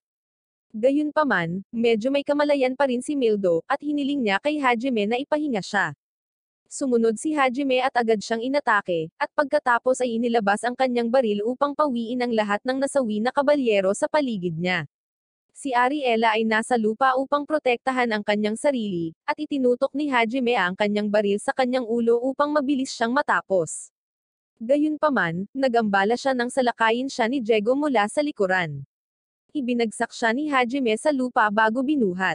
Nagrereklamo si Diego na kung wala siya dito ay kanya na si Kaori.